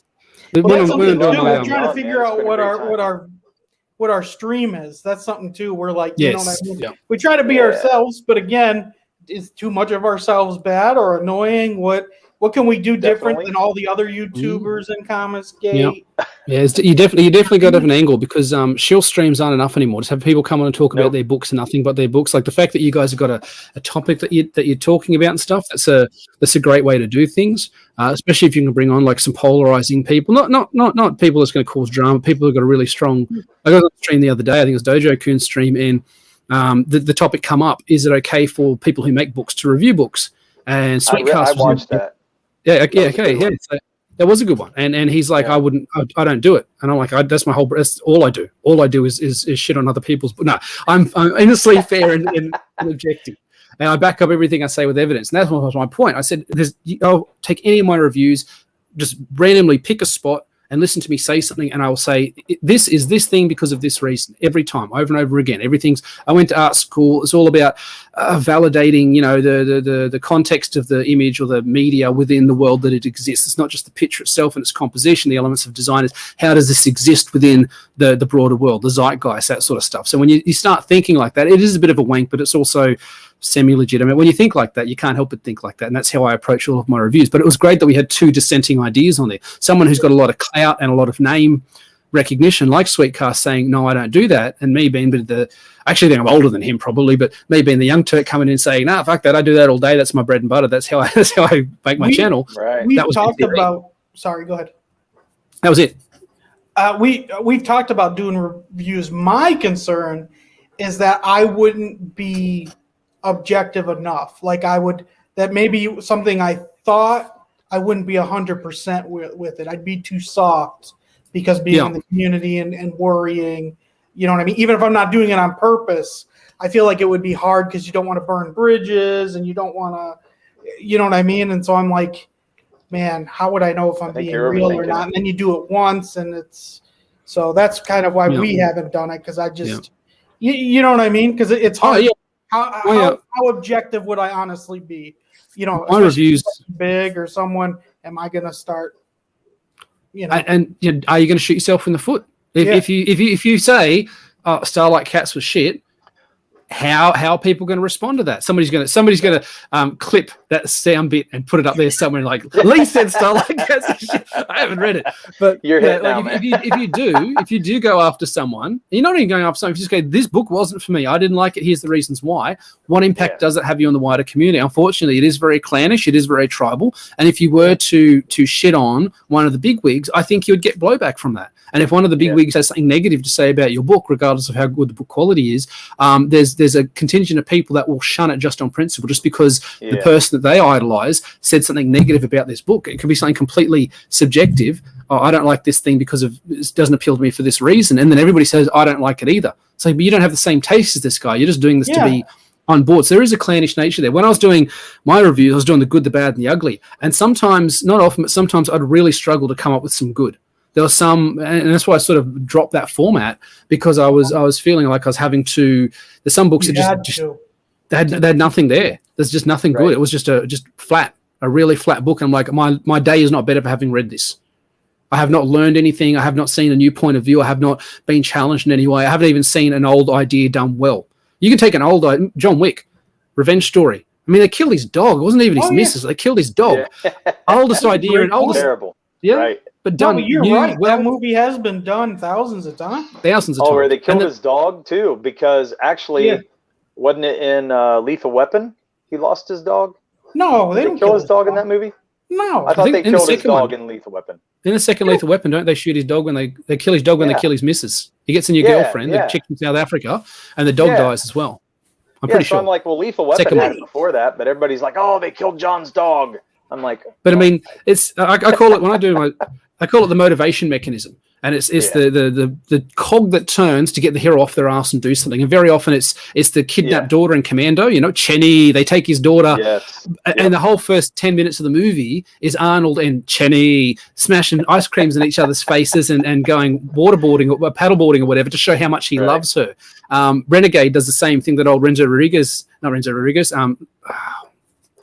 the dude that plays Renegade on the motorcycle with no shirt and the feathers coming out of his ears and stuff. Like the first 10 minutes is him on the beach with his missus going, "Oh, we're so in love, baby. I totally love you. Yeah." And then Jackson from Bloodsport kicks the door open and shoots her in the face. And then he goes on this huge bounty hunter quest for the next 8 seasons. Right. You don't really believe he loves that chick. You don't care. On the flip side, something like Taken spends the first 20 minutes of the 30 minutes of the movie doing a character study of Brian Mills. He is this sad, lonely dude trying to reconnect with his daughter. It's very slow. It's very measured, but you know what they're leading up to because you saw the previews. You saw the trailer on the internet before you come to the movie. So you know what's coming. So you give it enough. You say, I will let you have 30 minutes to build up. And when she gets taken and you see his fear, brother, you're right there with him. You're paralyzed. You're furious. And when he shoots that French dude's wife in the shoulder. He is at the beginning too, right? That too, it sets up all that sort of stuff, so it makes it believable what he does. I mean, he's so on board. There's a bit where he jams railroad spikes into this dude's legs to electrocute him. You're like, yep, fuck that dude. Justified. Do it. I'd do it. Give me a spike. I'll do it right now.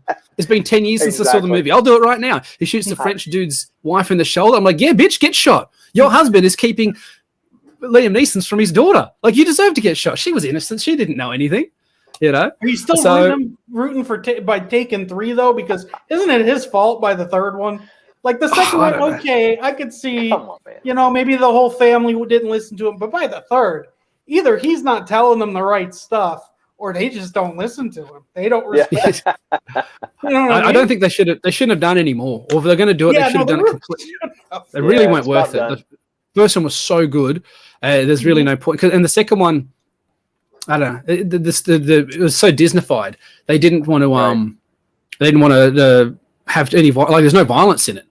He finally, when he kills the bad guy at the end, he grabs him by the head and sort of pushes him off screen, and then the guy just is dead. Hey, thanks, mate.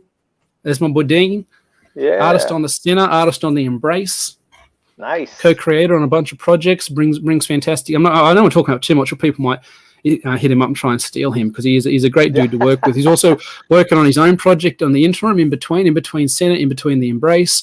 He's working on his own project called Other Earth, which is the first book. I actually got a chance to read a script of somebody's work and do some editing work on it, and it was I'm just like, I couldn't believe a new creator so young and fresh and new to this scene could come out with a book with so much weight and so much poignancy. Like, I was really surprised the first time creator made a book that good. So he's going to have this time next year, he's probably going to have a half a dozen comics to his name out printed in people's hands. He's prodigious. That's awesome. Wow. That's all I'm on Twitter.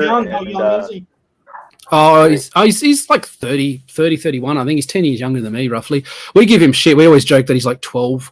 Like, Dean, you can't be on Twitter. You got to be Dean, get off Twitter. You didn't get your parents' permission. Or I'll say something like, I'll say, Taken, that was my favorite movie 10 years ago. Oh, Dean, you weren't born then, but Taken, it's this movie with Liam Neeson in it, right? And his daughter gets taken, so it's the name of the movie. And I just do this whole thing, We give him shit. But then he did a face reveal the other day, and he looks older than me. So I don't know. It just ruined the whole thing. Oh, that's funny. Ruined the bit, Dean. Yeah, but I always say, if you're going to do a show, you got to have your face there. You got to be seen. People don't want to look at two avatars talking to each other. There's a certain amount. It is weird that so many people do that. I don't like it. I don't like it either. But they get a lot of followers, but I don't like it. So. Yeah, I'm not a fan. If you, it doesn't matter if you're pretty, not pretty, whatever. Just put your face on there. Like, people give you shit. Like, look at Bancroft. He gets so much shit, man. People are always ripping on him for everything. His big forehead. Yep. The fact that he faux drinks VB when we all know it's Stella Artois in the can, Bancroft. You're not fooling anyone. Drinking your fancy beers, pretending he's drinking good old Victoria. That's fantastic. That makes me cross, man. It makes me cross. I can see him before the stream pouring Stella Artois into a VB can. He's like, he's saying, I just opened this fresh can of VB, fellas. Oh, that's so good. Just drink VB. You're from Victoria. Anyway, people give Bancroft a lot of shit. He puts his face out there every day, and it works. Yeah. He takes it in good stride too, man. Yeah, I can't believe he does it every day. That's a lot of work. That's a lot of time. He really, really sets aside that time, like I said, with Dean and our show, just sometimes I just can't do it because my kids are little. And then like the little fella, he just walked in a minute ago and goes, Dad, are we going for a walk today? I said, yeah. He said, I want to go for a walk. I said, okay, well, when I'm finished here, we'll chuck some shoes on, we'll go for a walk around the block. With the lockdown and everything, it's pretty much the only time we can get out of the house without getting arrested. Yeah, no doubt, man. I feel bad for you guys right now. You guys are having it terrible. Worse? Like, is there? So, yeah. Well, they're telling us it's getting worse. Somehow we're getting a very steady 200 more cases every day. No, not even 200 cases. So the first day we had like 200 cases, and then the next day we had 400. I'm like, 400 all up. And they're like, no, an extra 400, and then an extra 600, and then an extra 800. I doubt that it's growing. It's like N plus 200, like it's growing by 200 steadily every day. It's such a clear curvature that mimics the vaccine going up as well. It's like, so if you're vaccinating more people and the number of people infected is going up, maybe, and the lockdowns are getting harsher, if all three of those things are increasing, maybe try something else, anything else. Right. I saw a statistic and it had number of people in New South Wales, which is the state that I'm in. You guys probably don't know the states of Australia that well because we're not. No. We don't have there's not a big difference between New South Wales and Queensland. Queensland's got more cowboys and surfers. Isn't all desert? I mean, once you get away from the rim, it's all desert. The whole inside's all desert anyway. Like Northern Territory and South. Funny because you always see it with movies, but yeah, I mean on the edge it's all mountains and rainforest and stuff. But you go 30 minutes in from the coast and it starts to get bushy, and then you go another 30 minutes in and yeah, they're pretty bad. Then it's all desert. And they said saying like 500 people have killed themselves in New South Wales this year, but we've had zero COVID deaths in the same period of time. Oh my gosh! So we got like with your head not being able to get out, like just being put in a box. Yep. It's like I'm a real introvert, and I got my kids and the missus and that, so I don't really mind. And I live in a pretty quiet little town, so I can get out and go for a walk. No one's going to bother me. I can go down in the shops. Just have my mask with me in case someone pulls me up on it. I know we're totally off topic, but just what are they doing with the countries, like all the countries' economy with everything being shut down? Well, if you've got a job and you can prove that you've lost income because of COVID, you're getting payments. But because I do like freelance work and stuff, I'll come out and see you in a minute.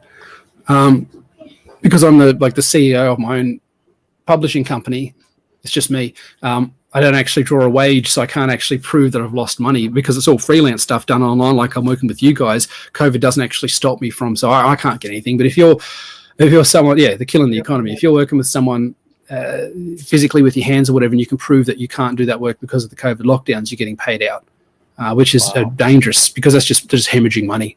And that's what we're doing too. They're giving us stimulus packages and everything, and they were even paying our people, unemployment benefits. But we have more job openings right now than we've ever had. It's ridiculous. Companies can't get people to work, honestly. I mean, we're not going to the lockdowns that you guys are going through, but we probably will in the winter. Got some of the other stuff. Well, we're coming into summer, so hopefully masks. So the Department of Rehabilitation and Corrections just came back in our state and said masks are mandated now. Yeah, so, we are too at our courts in Columbus. Yeah, I'd be happy if it was just a mask mandate. We've got vax mandates over here. There's some industries, social work, teaching, anything where you interact with other people like that on like a personal client provider sort of basis. They said get vaccinated or leave your job. So my missus has gone for medical exemption, and she looks like she'll get that, so she'll be able to keep working. But like 2 days ago, her and I were dealing with the fact that we're probably going to lose the house and be homeless by the end of the year because she works in one of those industries that's a mandated vaccination. And but she's had a whole bunch of medical issues over there. She's a tough woman. She's a tough, beautiful, competent, capable woman. I'm so proud of her. She's come through so much. And the medical stuff she's gone through means that the vaccine would basically be a death sentence for her. So she's got medical exemption. But if she didn't, if they weren't going to do that, she'd have to leave the job because they don't want her to die. And then if she leaves a job, I'm not working. I work in a similar industry. I don't want to get the vax. So then we'd lose the house. We didn't know what we're going to do. I was freaking, like last week, I was freaking out. What are we going to do? We're going to lose the house. We're going to be homeless. At this point, it looks like it's been settled, but it's a scary time for a lot of people. Yeah, man. Well, I'm glad you have it settled. That's great. Thank you. So, yeah. I mean, yeah, I'm so sorry I hate to end the stream on such a somber note, but and we really honestly, like, here, we're not going to hear it in the news what's happening in other places. No. Maybe sometimes on Twitter for a little bit if you see it, but we don't really get the world news that you used to. Like, a lot of places have been very quiet. Is there any part of Australia that's more open, and is it just everything on the same? It varies. So the Sydney Centre is really, really strict lockdown, where you're allowed to have 1 hour of exercise a day, but you've got to be masked the whole time. Here, you can have an hour of exercise a day, and you've got to carry a mask. They're doing this for people's health, but for their health. Exercise. Seven people have died, and they can't prove any of them's actually been COVID. It's all complications related to, and they've all been over the age of 70 or 80. So I'm 40. I'm good. Like, just let me go, you know. Yes. So some places are more locked down than others. Sydney's really, really strict lockdown to the point where they got chopped. I don't know if you saw the footage. These guys are having a footy game, just tossing a footy around. Police helicopters come over like something out of a dystopian movie to scare these guys. Stay where you are. The police will be around to arrest you and fine you. And these guys fuck the shit. They ran off, you know. But these larrikins. But it's imagine hectic. being a teenager, it sucks. Just be killing, because I've got no strategy to deal with this sort of stuff. Like, I can deal with it. I'm getting a little bit stir crazy, but I go for a walk or I jump on and talk to some good lads like you, and I'm good for a while. But people that are real extroverts that need to deal, like my missus, she goes and buys coffee around the corner from a friend's place. There's like a mobile coffee cart just because she needs to talk to people. That's her talking to somebody that's not me. For 15 minutes, she goes around to a friend's place. They buy a coffee, talk to the coffee bloke, talk to 3 or 4 other mums that come to buy coffee, and that's all she's got.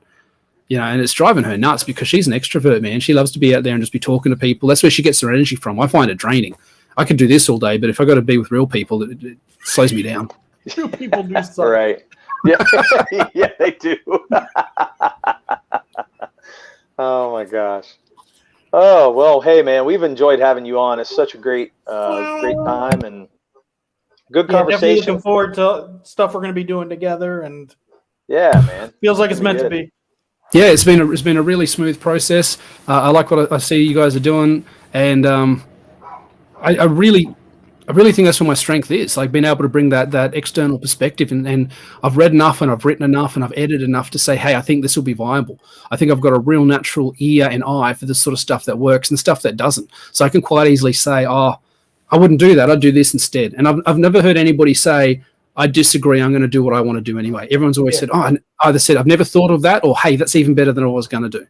You know? Well, and this book is coming. I started writing this as a novel in early 2000. So I've never written a comic book.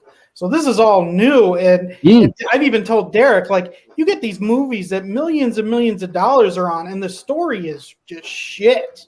There's nothing to it. If those people can't see how bad it is, and they get paid for it, like, mine could be just god awful, and I don't see it. You know what I mean? So I find that a lot with those B movies they used to do back in the day. They don't really make B movies so much anymore, but there'll be some, and it's like, okay, this costs a couple of $100,000, maybe $1 million or whatever, and it's really slow and nothing happens, and you think, you guys are professional, like, and the camera work's really shoddy, and the dialogue's stiff, and the performance and the delivery is really flat. And you think, how did you guys get these cuts back every day and go, yeah, crushing it, nice? How did they not go, shit? This is like, you've seen Spielberg, you've seen Scorsese, you should be able to look at that and go, okay, I don't have the same money as them, but this is trash, and that's not. I need to up my game. Yeah. The new Wonder Woman.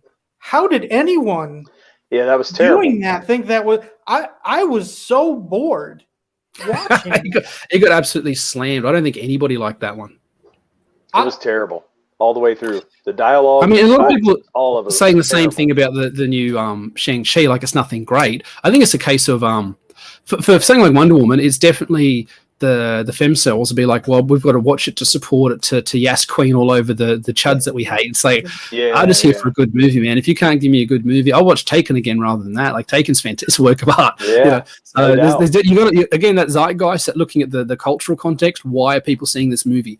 You know, the fact that the dude who's headlining Shang-Chi is trying to pretend that Bruce Lee, Jackie Chan, Jet Li, Donnie Yen, and Biao, Sammo Hung. You want to talk about different body types and different ethnicities and stuff? Look at Sammo Hung. Like, he's this big fat dude that can do triple cartwheel back kicks with the best of it. You know, like, he's been doing it for 30, 40 years. And these guys want to pretend they don't exist. There's a cultural element there. So definitely look at, why was Wonder Woman so lauded by the critics, but so hated by the fans? Why same thing? Why Shang-Chi, they're saying, it's and everyone's being really effusive. It's like either the best movie ever or the worst movie ever. There's very few people, aside from real people like you and I that I talk to, and they're like, that's okay. Like I talked to Roger's like, that's okay. Like it wasn't great. It wasn't particularly good. It's okay. Yeah. So there's always motivation. Which I'm fine with that. I'm fine with an okay movie. It's just if I can't have the experience where I'm not realizing I'm watching something, that's what, like Wonder Woman, constantly, I was just like, what is going on? Like I was like, what is happening? Like what is I was just like, what's the point? Like you start to get that where a movie goes that long and nothing happens. It's like they definitely could have cut a good half hour to an hour out of it. I do feel like you made a good point there, Doug, where it's like a lot of the DC movies seem disjointed. They're sort of choppy. They jump around. That's too much studio interference. That's too much. Because as an editor, my job's to say, hey, have you thought of this? I think this would work. And then it's up to you to take that on board. Dragons. Yeah. I think he's talking about Shang-Chi, right? Oh, yeah, right. I haven't seen it. Oh, I haven't seen it yet. We haven't seen it yet, so no spoilers. No spoilers. That's Dean to a T. That's hey, man. Vintage Dean. That's in the trailer, Kevin. He didn't tell you anything different. You're fine. The funny thing is when he wrote that, I like dragons, it made me think of that 7-year-old kid on the news show, and he goes, I like turtles. You seen that? No, I've seen that one. The little meme. It's an American meme where there's this little kid dressed up in Halloween, and he's got like all this black and white stuff as a skeleton, and they ask him some weird question like, what's your favorite thing about trick-or-treating or something? And he just goes, I like turtles. And it's like, not fair to put a kid on the spot. I say to my kids, I say, tell mum what you said earlier today, and they say, I love you, mum. It's like, that's not what you said. Like, I'm sure you love your mum. And I'll say, tell mum the thing you said about the dog today. And she'll be like, I love you, mum. It's like, that's not the conversation we had. But you're 3. What do I expect? Hey, it could be worse. Awesome. I'll never forget when my cousin, I think he was 3 or 4, and my aunt was like, oh, he's really starting to talk. And I guess she was on the phone with someone, and she said white trash. And he's having to say, white trash. And we're all like, oh, really? What's going on? It's funny how they pick up that one phrase, and they'll literally just walk in circles for 15 minutes saying that same word. Why is that the one word? You chose to... I talk all day. Why did you not pick up on any of the other words that I choose to use? No, they're great. They're great fun. That's awesome. All right. Well, hey, Lee, we're probably going to end it. It's been almost 2 hours. Man, I hope Shang-Chi isn't bad. I'm really looking Here we go, Kevin. I'm sitting there trying to end the broadcast, and you're bringing it back up. Let's just keep going in circles, man. A lot of people didn't like Loki, and I really liked Loki. And now I'm a little disappointed because I was hoping it would be good. I wasn't expecting great, but like, hey, a great karate. I had we're going now here. We're keep going.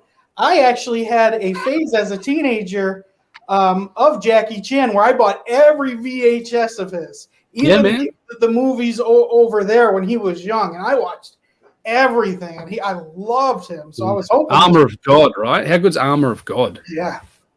That scene is like there's like the 5 or 6. See you, mate.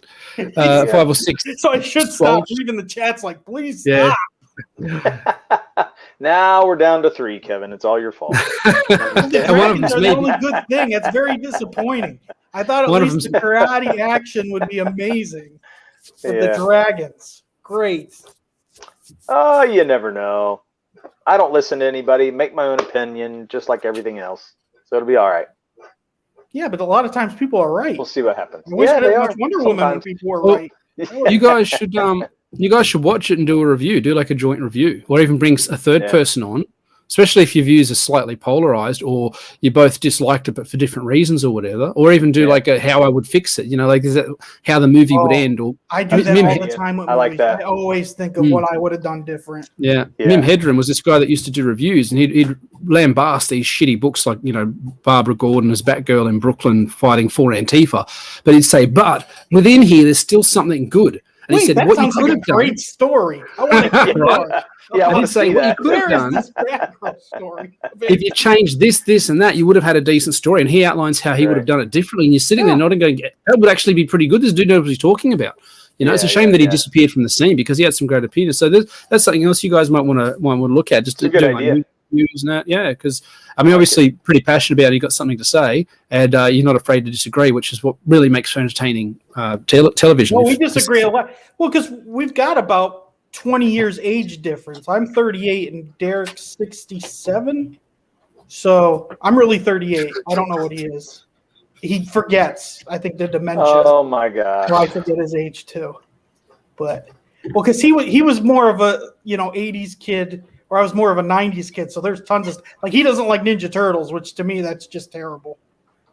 Look, I have the whole 80s kids are not into the turtles like the 90s kids are, man. Huh? Turtles were great. Turtles came out too late for me. G.I. Joe sucked. Too late. Turtles were great. See that? Now, here you go, dude. 80s versus 90s pop culture.